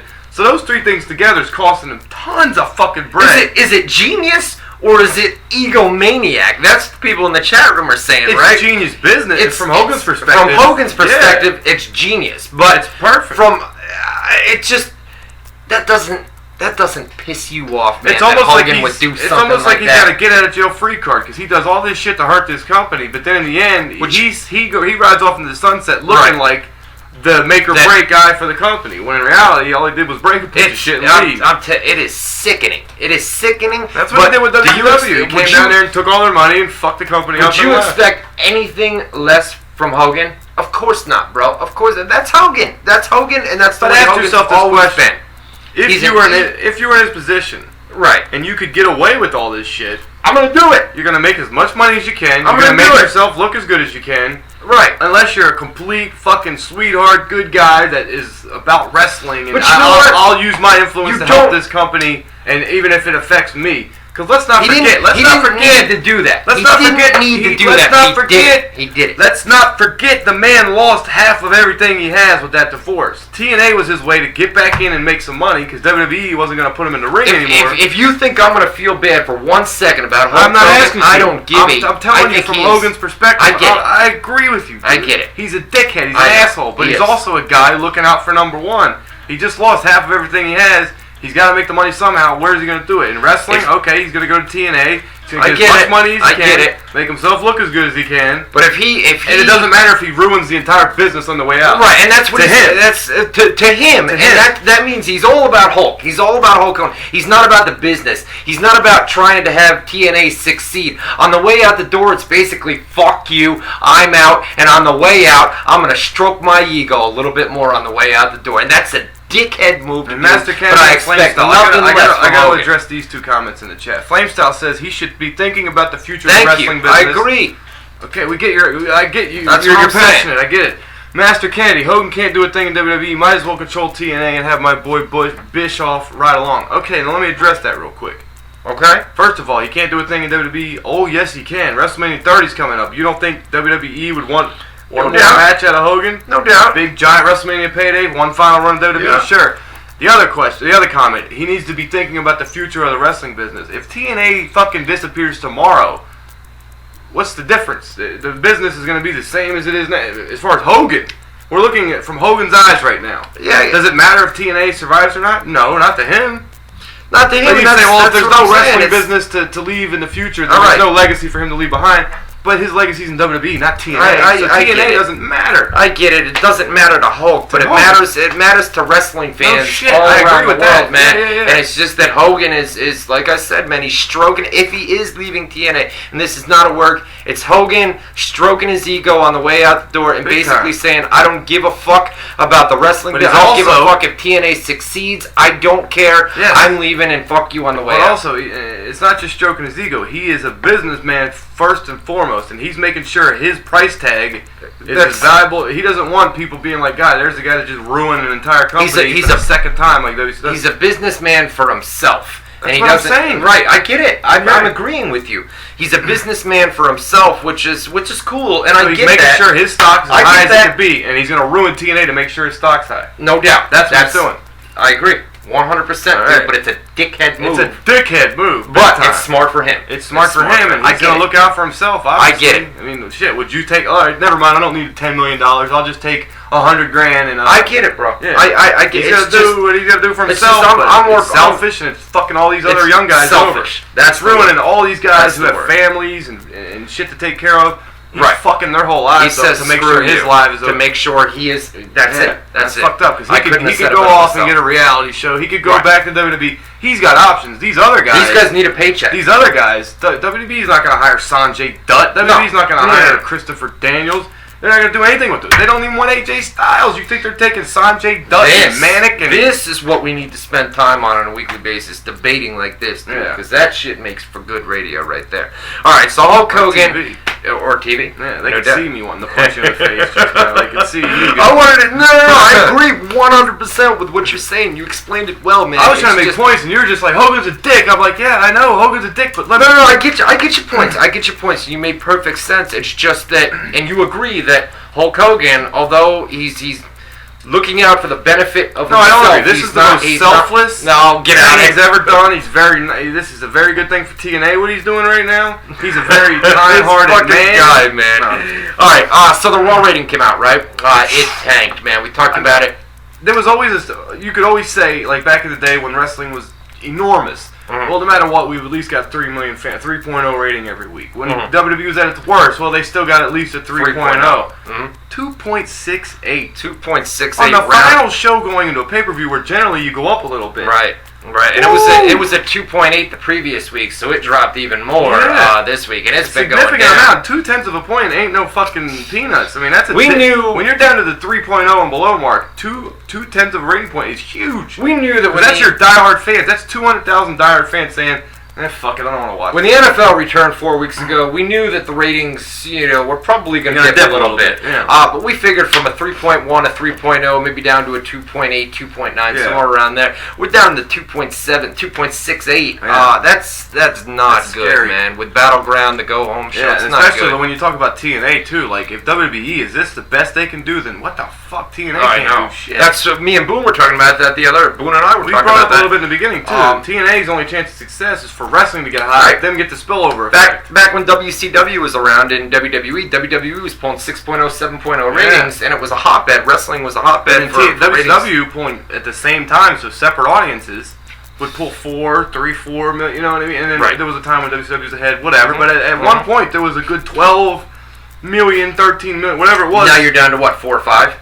3, 4, 5 million, yeah. Right. But there was a time where it was 12, 13 million. You're talking Monday Night Football audience size, wrestling audience. I know. And now it's not even half that. It's not even a third of that. So it's a very difficult time for TNA to grow when WWE's in the shitter right now. When wrestling in general is not hot. Yeah, WWE's got to catch fire for TNA to fucking get a little spillover. Exactly. Yeah. Trish Stratus, talked about it earlier, had a baby boy. Congratulations to Trish. She was 7 or 8 days. She was 6 pounds, 8 ounces, something like that. Is that what it was? I think so. She was 6 days late on Sunday, and she had the baby on Tuesday. Or she was 6 days late on Saturday. I think it was 8 days late. She had the baby, but congratulations to her little baby boy. What do you call that? I know it's premature when it's early. Post-mature? What do you call it when it's late? I know if they do a C-section, isn't that? That's just something. My sister had C-sections, and she would be premature. She had a premature birth, but if she couldn't have a natural birth, they'd have to cut her ass open and pull it. So big. I really don't know what it's called, but premature and post-mature. I don't know. So let's talk about Ken Shamrock. Listen, Ken Shamrock is broke as a joke, right? He has been for years. Guy's still fighting at like 50 years old. Getting beat up by nobody. He's doing like Jose Canseco boxing type shit where these guys have no money. They asked him if he was open to a WWE return. He says, he's not even doing that because Jose Canseco stuff is like publicity stunts. He don't get no publicity. He's just taking any shit. Any fight. It's like an indie wrestler that's 80 years old, has no business in the ring because he's really going to hurt himself, but he needs money so bad and that's all he can do. So I'll go work for LMNOP Wrestling. He's talking like he's like the Ric Flair of pro wrestling, where he should have retired years ago. I mean, Ric Flair. That's not the analogy at all. Mark Jannetty, somebly like that, who's broke. Ric Flair's still a star that can make a lot of money. Ken Shamrock is Let's see. So Ken Shamrock, he said, yeah, I'm open to a WWE return. So, of course, it's up to Vince McMahon. He's had issues with, I think there was a drug arrest not all that long ago, a couple of years ago. But he doesn't look good these days. He's very skinny in recent photos that I've seen that we actually put up on WZROnline.com. And then Dana White.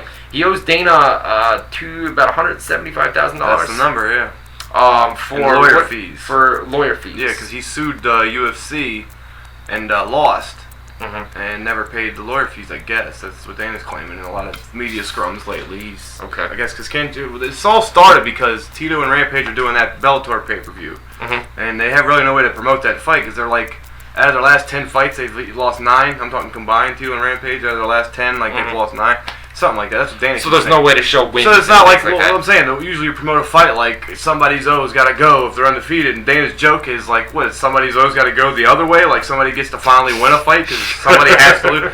So they have no way to promote it. So they've been promoting it by bashing UFC, Dana White. This is Dana's perspective, by the way. Right. I mean, obviously that's not all they're doing to promote it, but so Dana's like, all right, so they got this fight, Rampage Tito, and then they got UFC coming up, and Tito or Rampage, somebody announced on Twitter, I think it was Tito, announced that he was going to crash the UFC pay-per-view with his friends, and they're calling them the Super Friends to make fun of them, like they're fucking comic book characters and shit. But anyways, it's gonna be Tito, Rampage, Randy Couture, Frank Shamrock, and I guess Ken Shamrock are all going to go to a UFC event. They're claiming they're gonna crash it, and Dana better be ready. And Dana's response was like, we're not going to show you on camera. Yeah, like, okay, what are you going to do? Buy a ticket and enjoy the show, drink a beer, take some pictures with the fans? All right. Go ahead. I don't give a shit. Like, you're buying my tickets. What do I give a fuck? All right. So that's his response. And then I guess they started getting into it on Twitter. And, I mean, if you really read the back and forth, Dana comes off horribly in it. Because Ken Shamrock really is kind of staying somewhat respectful. And Dana's response is just like, you're a washed-up loser. You can't fight. You don't need money. You're a fucking joke. Like, he's being a dick. Hey, speaking of Twitter wars, real quick, Rebby Sky went on. Yeah, you gotta tell me what your involvement is. You didn't tell me. She went on this wild Twitter rant against Karma. Karma came out, and I believe Awesome Calm. Yeah, she came out in, I believe it was the You Shoot DVD series, right? Yeah, and she called Rebby Sky a hoe bag. Back in the day, and of course that pissed off. What happens is they have like a segment where you get to either say like this woman's classy or a hoe bag, or this woman's a skank, and you pick one or the other. So I guess she picked hoe bag. She picked hoe bag. So she brought this up again. She was recently on the Future Endeavors podcast that they do online here, and she basically ripped into Rebby Sky again. Rebby caught wind of this. Oh, jeez, look at that. Rebby caught wind of this, and Rebby went on Twitter and she said, "Lying fucking cunt." Oh, and Rebby said this to Karma. Okay. I know Sid gets involved at some point. It was not Sid Vicious. Matt Hardy came out and said that it was not the real Sid Vicious. But Rebby did go out and call out Sid Vicious, the real Sid Vicious, but this was previously. This wasn't recent. Okay. So Rebby goes to call Karma a lying fucking cunt. Oh, and let's all glorify a fucking no-show. Brilliant, but it's okay because it's a veteran, right? She veteran says, like that. I don't give a fuck about how many years someone has in this business. If you're a piece of shit, you're a piece of shit. Being a veteran is a magical past. Not a magical past to be a complete piece of shit. Y'all think I'm gonna bow down to someone just because they got a lucky break? LOL. Those seemingly so concerned with respect should worry about those who shit on this business than those calling out the said culprits. I will never respect a no-show, someone who scams promoters and fucks fans and people who actually show up to work. Fuck out of here. That being said, go back to smiling to my face at shows and talking shit online at Karma, you fake ass bitch. By the way, your goddaughter gives a big old fuck you, because that's what this is really about, right? LOL, fuck out of here. So Rebby Sky. Here's the one I gotta, and then I'll let you go.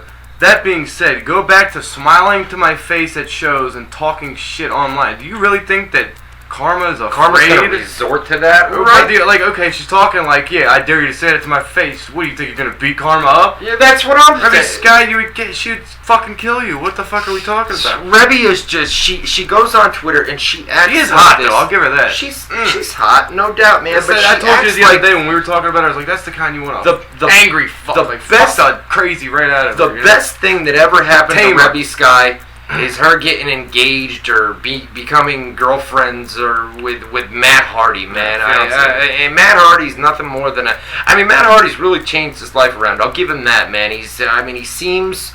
And he talked to me. From what we've seen, he talked to me. From what we've seen, Matt Hardy is in much better shape than we've seen him. I mean, there was a video on his birthday, but that was excusable. I mean, people go out, they drink on their birthday, but Rebby Sky is just she acts like a 3-year-old child. I've had dealings with her on Twitter, and it's just, she acts like the way I summarized it the other day. I'll do it for the fans. She acts like a kid. She's somebody who's used to, because she's a hot chick, like we said, she's used to being pampered and getting her ass kissed her whole life. So the second that stops happening, she's like, wait a minute, why is that happening? When she gets old. When she loses the looks, she's going to have to... Somebody just threw a fucking thing on Facebook today. It was one of them picture quotes that said, alright, ladies, summer's almost over. You're going to have to develop a personality now to pick up guys or something. I forget how they worded it, but it's basically like girls who get by in their life based on their looks alone. Sunny's a perfect example. Her looks are going now, and she just can't believe the way the world is now. Because everybody's not bowing down to her immediately because of her looks. It's like based on your talent or your personality or how you treat people. And people like that are pampered and spoiled their whole life are so conceited and stuck up and egotistical. I woke up this morning. When we go off the air here, I gotta bring you in. I got an email from Tammy this morning, right? Did you? No shit. She emails you every fucking day. You gotta read this email. She's got a new boyfriend, right? And she put you over. You never brought that up. He lives in the Facebook. Best internet reporter right here, everybody. She wrote this long email. She wanted me to do a post about it today. She's got a new boyfriend, right? Another new boyfriend, and this guy, she is just head over heels. This guy is a multi-millionaire. He's become her sugar daddy. He's got a private jet. He's flying back and forth between Texas to New York City to be with her multiple times a week. Have we seen a picture of him? Private jet. He's on Twitter, man. Is he like a big fat ugly guy that's rich? Honestly, he's a decent looking dude. Alright, so he'll get tired banging her and then he'll be a scumbag asshole. And he's all over his Twitter account saying, they're always in love until they're not. I love her and she's just the greatest thing to ever happen to me. Alright, real quick. We got only 7 minutes to go. How the fuck did that happen? I know. We're going to skip rapid fire. We're gonna get to it. We're gonna go about 10 minutes long tonight, guys. Stick around with us. SmackDown's kind of on a little bit of delay. Delayed, yeah. We'll skip over Batista Evolution. Stories on the website. Brie Bella earlier. Mark Jindrak was the original guy. Brie Bella and Daniel Bryan engaged. The funny thing here is E! Online broke the story, right? The E! Network does Total Divas. They filmed the whole thing. Of course they had the cameras there, right? You had a wedding in the first season with Natalya and Tyson Kidd. You've got a wedding coming in the second season with Daniel Bryan and Brie Bella. Yeah. They're teasing arguments with Cena and Nikki. Right. Cena's going to make her sign a contract to move into her. WZROnline.com/photos. We've got photos of the engagement ring that Daniel Bryan gave her. He said that he's had the engagement ring for a while. He's just waiting for the perfect opportunity to do it. And then when he got down on one knee, Brie said that he was real nervous, and he said, I'm going to love you forever like the ocean goes on. Is that what he said? What a love story. What a love story. I'm going to love you forever like the ocean goes on. All right. That was the whole thing. Mark Henry basically was asked in an interview. First of all, he signed a new 3-year contract with WWE. Got a pay raise. And also said that if a WWE event, we're going to the live event in Albany, New York this Saturday night, WWE House Show. I'm not buying anybody Pepsis or steaks and shit. He might, I ain't. But if any WWE superstar reaches out and touches a fan in attendance, they are fined $70,000. I mean, not obviously touching them because you can smack hands with them and stuff. Right. You mean like negative push or yeah. No matter what the fan does, if you touch a fan, you are fined $70,000. Even if they punch you in the face.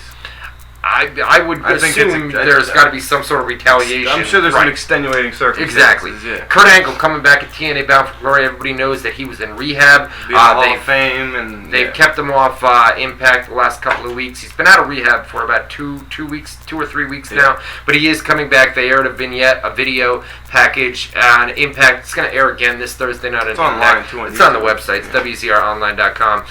Check it out. Kurt Angle coming back at Bound for Glory. TNA possibly taking Impact off the road. Possibly they are. So where are they going to take it back? What single location are they going back to? Orlando, Vegas. They said Vegas was out of the running. Now it's back in.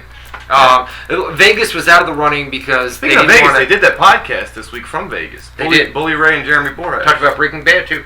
Did they? I believe so. But I just thought it was interesting that they were in Vegas because they had no reason to be there. They're not doing any events there. So they were there a couple of weeks ago for Impact. So unless they taped it there, when they were there for Impact, maybe. Yeah. But there are meetings going on. Orlando is currently taken by a TV series. Can't remember which one it is. The Impact Zone, the old Impact Zone. That is currently booked and taken. So they can't go back to Universal Studios. All the sound stages there are completely booked. So there are no opportunities for them to return there. But there is talk. The 2 main frontrunners right now are Las Vegas, which, like Boone said, is now not out of the running. There's talk it would cost a lot of money to fly talents into Las Vegas because very few TNA talents live in Las Vegas, but a lot of them live. Florida, a lot of them live in either California or Florida. If it's California, it's only about a 2-hour drive down over to Las Vegas, so they could drive it. Yeah. But if it's Florida, a lot of more talents are based in Florida. Almost so it makes everybody sense. is. Yeah. It would make sense so people could drive. AJ Styles to WWE, pretty much no interest. WWE doesn't have any. According to reports, they don't seem to have any interest in him. I mean, he's 40 years old. Is he 40? He's getting there at least. He's either 40 or he's damn close, 37, something like that. I mean, he's near 40, so they're taking that into effect. I'm sure his size doesn't help. I don't think AJ wants to go to WWE. He's always been kind of against them. But if he doesn't re-sign with TNA, it's either go to Japan, see what you can do on the Indies, or WWE. And obviously, he's a businessman also, so he's got to make the most money he can, and WWE's going to pay you more even if they don't use you on the cards that way. You know, I mean, jobbers in WWE still get paid a decent salary. You know. John Cena is going to be coming back at WWE live events around Christmas time. I know he's going to be at the live event at Madison Square Garden the night after Christmas, December 26th. And he's going on a tour with him to overseas too. Right.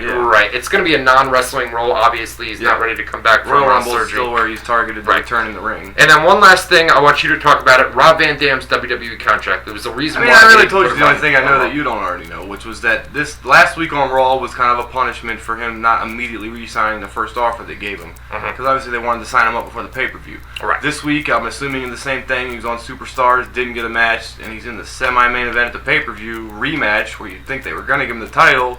If they do, it's like, why would they do it? It's so stupid. If you're going to punish him, wait until after the pay-per-view and then punish him. Because otherwise, you're punishing your own self because you're hurting your business. Right. You're trying to want the pay-per-view, and you want to give people a reason to buy the pay-per-view, and the top matches are the best reason, or the best ways to do that. Right. And if you're giving people less reasons to watch those matches, there's less reasons to buy the pay-per-view, and you make less money. So punishing RVD is really punishing themselves. So they're just fucking retarded because they've got that bully mentality, which really makes that anti-bullying campaign such a crock of shit. And they've always had it. You know, it's politics backstage. It's Vince's ego. That's exactly what it is. Wait a minute. I gave you a contract. You don't want to work in the biggest company in the world. How dare you, motherfucker? You're on Superstars this week. Exactly. You're in the semi-main event this Sunday, but this week you're on Superstars. It's pathetic, man. It's just whatever. Pathetic. And you think Rob Van Dam cares? It's whatever. He doesn't need that. Whatever, dude. I'm sure that's what he thought. I'm sure when they told him, you're not on TV this week, or this is what we're doing with you this week, but whatever, dude. He doesn't need WWE. He was fine before they offered him to come back. That guy can go indie circuit Japan. He's one of those few guys that can make money in Japan, make money in Mexico, make money on the indie scene. He's that kind of style in the ring, and he's that kind of a celebrity name to wrestling fans that he can make money elsewhere. All right, here we go. Rapid fire. If you don't have your questions in now, it's too late, man. You got to do it at some point during hour number 2. Anthony Remy, T-shirt update. I got it in the box, bro. It's going out tomorrow. I know it's in the box. I can confirm that. It's in the box. It's in the box. Your address. Right hand to God. It's on. Your address is typed in. It's on there. It's in the box, ready to go. Brian Parker, tell us some real-life wrestler fight stories. I'm going to have to say that for next week. We don't have time. Where's Anthony Remy? Sure to answer. Do you believe in aliens and ghosts? Not getting into that again. I don't, though. Yes, I do. Why is Boone better than you in hosting the show? He knows what he's talking about. LOL. Oh. Thank you. I mean, I used to host the show, but it was my show. I gave it to him. He thinks you're better than me. Brian, who's that, Brian Parker? Jay Sutherland. Boone, you said last week where... You can read this one. Go ahead. Jay Sutherland. Oh, it's about the 15-year-old. Yeah. Jay Sutherland. Boone, you said last week where I asked how to ask a girl who was 15 to have sex with me. You said maybe I don't have a father because I asked this question. Yes, I don't got a father nor a mother. Don't be sorry. They were drug addicts, and I am 15 also. Hey, I can relate, brother. Believe me. And he can relate. He's got a couple more. He just keep going. How did it work out? Yeah, by the way, did you get anywhere? You know. What happened? Did you get to second base, third base? Did you take our advice? Did you not? Let us know. Gotta give that update. You gotta follow us up. Take all his questions. Jim, I did. Oh, he's got more? Oh, you skip this one and go to this one? You got a couple more. What you got? I just went through the whole thing. Is Hulk Hogan a free agent? Will we go back to WWE? That's Jim York. Oh, it didn't have the is Hulk Hogan a free agent? Will he go back to WWE? If he doesn't re-sign with TNA, good chance you'll see him at WrestleMania 30. My opinion. Yeah, I agree. Fact. I agree with that. Yeah. And we don't know. We don't know if this is a work. If they're working us. They could be swerving us. Could be a swerve. Exactly. This is the king of swerves, Hulk Hogan. Go ahead, take Jay again. Jay Sutherland, he's back, and he says, now a few days ago, I had sex with my Oh, there it is! Congratulations, man. 15 years old. What did he say? I had sex with my love, and it was amazing. And yes, I wrapped up my Whopper. Wrapped up the Smart Whopper. move. Yeah? Is it a quick one, or did you go for a while, or what, man? It's quick. First time. Come on, man. First time. It's probably quick. I'd be happy if he lasted 20 seconds. I'd be Kids like, are having sex at 15 these days. you didn't? Well, how old were you? Well, you know what? It's about 12, 13 they're having sex these days. They're young. Yeah, it's But young. no, he said, with my love, I wanted to say, trust me, you're not in love. You're not in love, bro. You're 15, bro. But You'll always think of this girl, no matter what. She'll always be in your brain. she'll always be your first, man. Don't forget She'll that. be your first. Give it up in the chat room. Give it up. What's his name? They give him a little standing ovation in the chat room. Jay Sutherland. Jay Sutherland. Give it up. Let's watch for the chat. Let's give him a see. standing Give ovation. him a little pop. Is Jay in the chat room? 15 years old. Get Wag it says done. go for the turd cutter. I don't think anal sex is happening at 15 these days. Man, If it is, y'all are some hardcore fucking kids. Shit, let me tell man. you. He just got it for the first time. You talking about going to the asshole already? Come on, bro. Let's see. Poppy. Hey, Papi. Antonio, what's the point of paying $60 for a pay-per-view when all you're getting is a Raw without commercials? Pretty much for Battleground, you're right on that one, brother. What's the point in pay? You shouldn't. Yeah, you really go to should. WBSports.net and pay $10 for fucking every pay-per-view. That's what we endorse. Goddamn right. Michael Benitez. Could it be possible we'll see Hogan or Warrior at WrestleMania 30? We already said Hogan's a good possibility if he doesn't sign with TNA. Warrior? Don't think so. I don't think so. Yeah, Hall of Fame? Maybe. Never say never with Warrior, but I don't think. Yeah, if he's at the Hall of Fame, then he would make the appearance at WrestleMania because they bring the Hall of Famers But a match? I don't know. They're on much better terms than they have been, Warrior and WWE. Well, that and Triple H is the guy calling the shots for talents these days. Yeah. As far as bringing them in. And he's trying to hates Warrior. Yeah, but he's trying to make men. Oh, because it's no, that was Randy. It was Savage. his first WrestleMania match was against Warrior, and Warrior was Right. supposedly a total dickhead to him. This is all on this DVD, by the way. Yeah. Warrior was a total dickhead to him, didn't listen to him, was rude to him, and then squashed him in the match. Didn't let him do anything. And it was Triple H's first WrestleMania, so he said it soured his whole experience. Yeah, you know? yeah. Tim Krieger, do you think Krieger. Do you think we see the Rhodes Dynasty Tag Team Championship run? You said it was non-title. You believed it was non-title. I believe. I could be wrong. But Yeah. I would say they win, and then the next thing is to fight for the titles. That's Okay. what I would think. And do they get it? I don't know. I don't think so. Yeah. Because I think the next natural move then would be to Cody turns on Goldust or vice versa. You take the next two. They're Boone questions. All right. Albert Vargas. Hey, Boone, this is A-Train. Oh, God. This guy usually talks shit in the chat. Let's see. Hey, Boone, this is A-Train. On YouTube, WZR Radio Archive. He's going to talk about autism. I saw this chat and comment earlier. Archive, 2nd of April, 2013. The ending was epic. That's what I was talking about. The kid who had autism and called. You were arguing with his dad. I was quoting it. I wasn't disrespecting your piece. Oh, okay, then I apologize. But yeah, remember the guy's dad? I apologize. Give me no. Yeah, I know exactly what he was talking about. That. His dad was like yelling at us like we knew ahead of time what the fuck. Like, Right. How the fuck do we know? I remember. Whatever. I remember. Anyways, Jay Sutherland. First, Boone rhymes with croon, loon, prune, baboon. And second, when was the last time you guys had pussy? It's been a fucking long time for been me. a minute, man. It's been a minute. 'Cause I've been really trying is. to keep a roof over my head for about the last year, so it's been at least a year. You know, when 15-year-olds are having sex ahead of 30-year-olds, we got a problem, bro. Well, I mean, there's more problem. opportunities. They go to school. That's and, true. Yeah, That's we work true. at A lot home. more girls. There's no right. girls in reaching distance from my job because I work right here where you're looking at. Andy Siegel, when wrestlers travel, who pays the expenses? Hotel and airfare. A lot of times airfare is covered by the company. Hotels Rental cars, all that almost stuff. rental cars and hotels are all on the That's why they bitch about payoffs a lot. But WrestleMania weekend, they cover everything. Everything is covered WrestleMania weekend most of the time, but WrestleMania they've been cutting back. They didn't fly in the families, right? They didn't fly in the family. They only flew in 2 family members, is what I was told by. So usually WrestleMania, you can get the company to fly in anybody you want, and they take care of it because they want to make they've cut back. But airfare a lot of times, like I said, covered by the company. Hotels, rental cars, food, all that stuff is covered by you, and that's why a lot of guys depend on merchandise sales, pay-per-view bonuses, things like that. Yeah, that's why if they're on the B cards, they're bitching. Right. They want to be. A lot of mid-card guys are upset about that. Christopher Brown, has there been any updates on the future of the Shield in terms of letting them go on their singles careers? Or will they wait after the Rumble to do that? By the way, Boone, you can take your love of the Lions and cry me a river when they face the Bears next. They just faced the Bears. Oh, when they face them again? Oh, we'll beat them again. Yeah. We'll beat them again. Bears-Lions is always that matchup. That's a rivalry every year. What about the Shield, man? Future of the Shield? I say that eventually they have to break up and go their separate ways. When? Not now, because they just made them. Because for a while they were kind of on the back burner almost, especially when the Wyatt family came. And now it's almost like the Wyatt family's on the back burner and the Shield's the focus. Yep. Because anything involving the Triple H storyline, you're gonna get some decent stuff. And the Shields, there's personal security or whatever the fuck they are. So Vincent Nugent, Ryan, what do you think about the recent Twitter war between Awesome Kong and Rebby Sky? What was your involvement? And your involvement, Rebby Sky. Rebby Sky said, Team Karma or something on the websites, and you said she was talking shit to you. No, she came in last night and told me that I needed the attention or something like that. Listen, man, I report for hundreds of thousands of people. Because of the report you wrote? Like, how did that start? No, I replied to a tweet of hers, something about Precious, and I said, there's nothing precious about you. You're a 3-year-old child or something like that.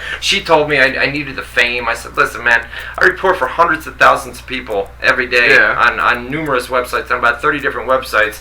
You got 35,000 followers, and you work in front of 200 people getting a $200 paycheck on weekends. I need the fame? No, honey, you need the fame.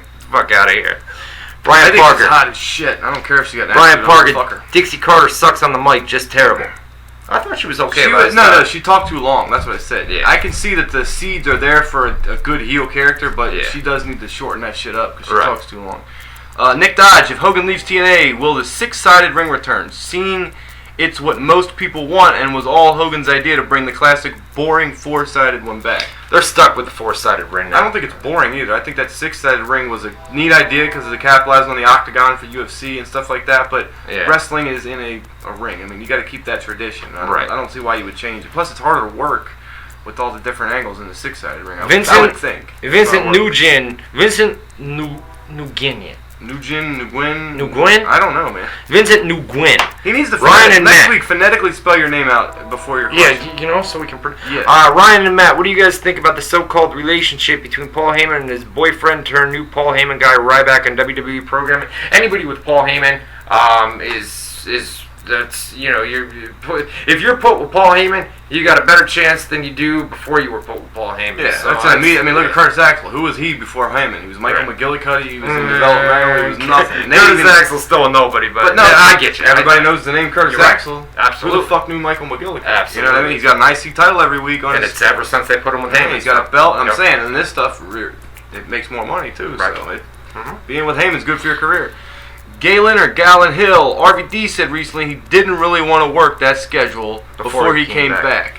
And he wrote it into his contract or had it written in that he had a limited touring schedule. He had the 90-day hiatus he was going to take, and he made sure to let him know that he's not interested in being on the road full time. So you had the train?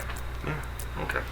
No, he's right. I mean, that's why he signed a short-term deal with WWE, 3-month contract. He doesn't want to be on the road that much. So, and I guess I don't think they anticipated him being as over as he is. And I think they anticipated getting a big pop when he came back. Especially because they were in Detroit, which is near Battle Creek, which is where he's from. Exactly. And it was a pay-per-view, and they built it up and everything. But I don't think they expected it to sustain this long. I mean, he still gets the biggest pops almost every fucking time he comes out. You know, up there with RVD, up there with Daniel Bryan and CM Punk. He's up there. He's definitely up there. One of the biggest reactions to the fans. All right, guys. So WWE Battleground coming up this Sunday on pay-per-view. We don't have any correspondence. Just check the email when we're doing the rapid fire. Nothing, but we're gonna have spoilers up on the website sooner than later. Hopefully, it won't be that late of a night. We'll let you guys. I'm tired, man. Yeah, man. We'll let you guys know. Listen. Hopefully, it was a much better show this week with the audio. I mean, we fixed the video a couple of weeks ago. Next, we're gonna work on the callers. We'll get them done. We told you guys, man. Just bear with us. Never open. Still, what the fuck? I know. I know what it is. I gotta do Control Alt Delete and that's yeah. I have to do that with some programs. We told you guys a couple of weeks ago, man. Just bear with us, man. We fixed the video. That was first. We fixed the audio this week. That was second. Live phone calls are next. Please, man, just keep bearing with us. God, I sound like Dixie Carter. Please keep bearing with us. Please stay. Please stay. Please come every week. So just bear with us, and we'll get everything fixed. What the hell was that? I think somebody just got into a wreck, ladies and I think gentlemen. we had a car accident, man. Alright, we're going to get out of here, guys. We'll see you next Tuesday night. Thanks for sticking around. As always, Tuesday night, WZR TV, Tuesdays. Feedback, man. Submit feedback. Tell them where they can submit feedback. They can submit feedback at a little website called Facebook.com/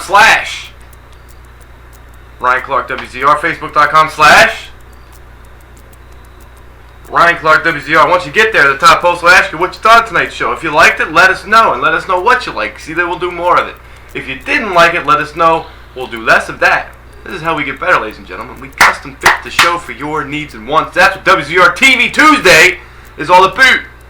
For my Canadians out there. Boot. Feedback. We want it. Facebook.com/ Ryan Clark WZR. For Matt Boone. That's me. This is Ryan Clark. Hey, that's him. Saying see you next Tuesday night, 8 to 10 East.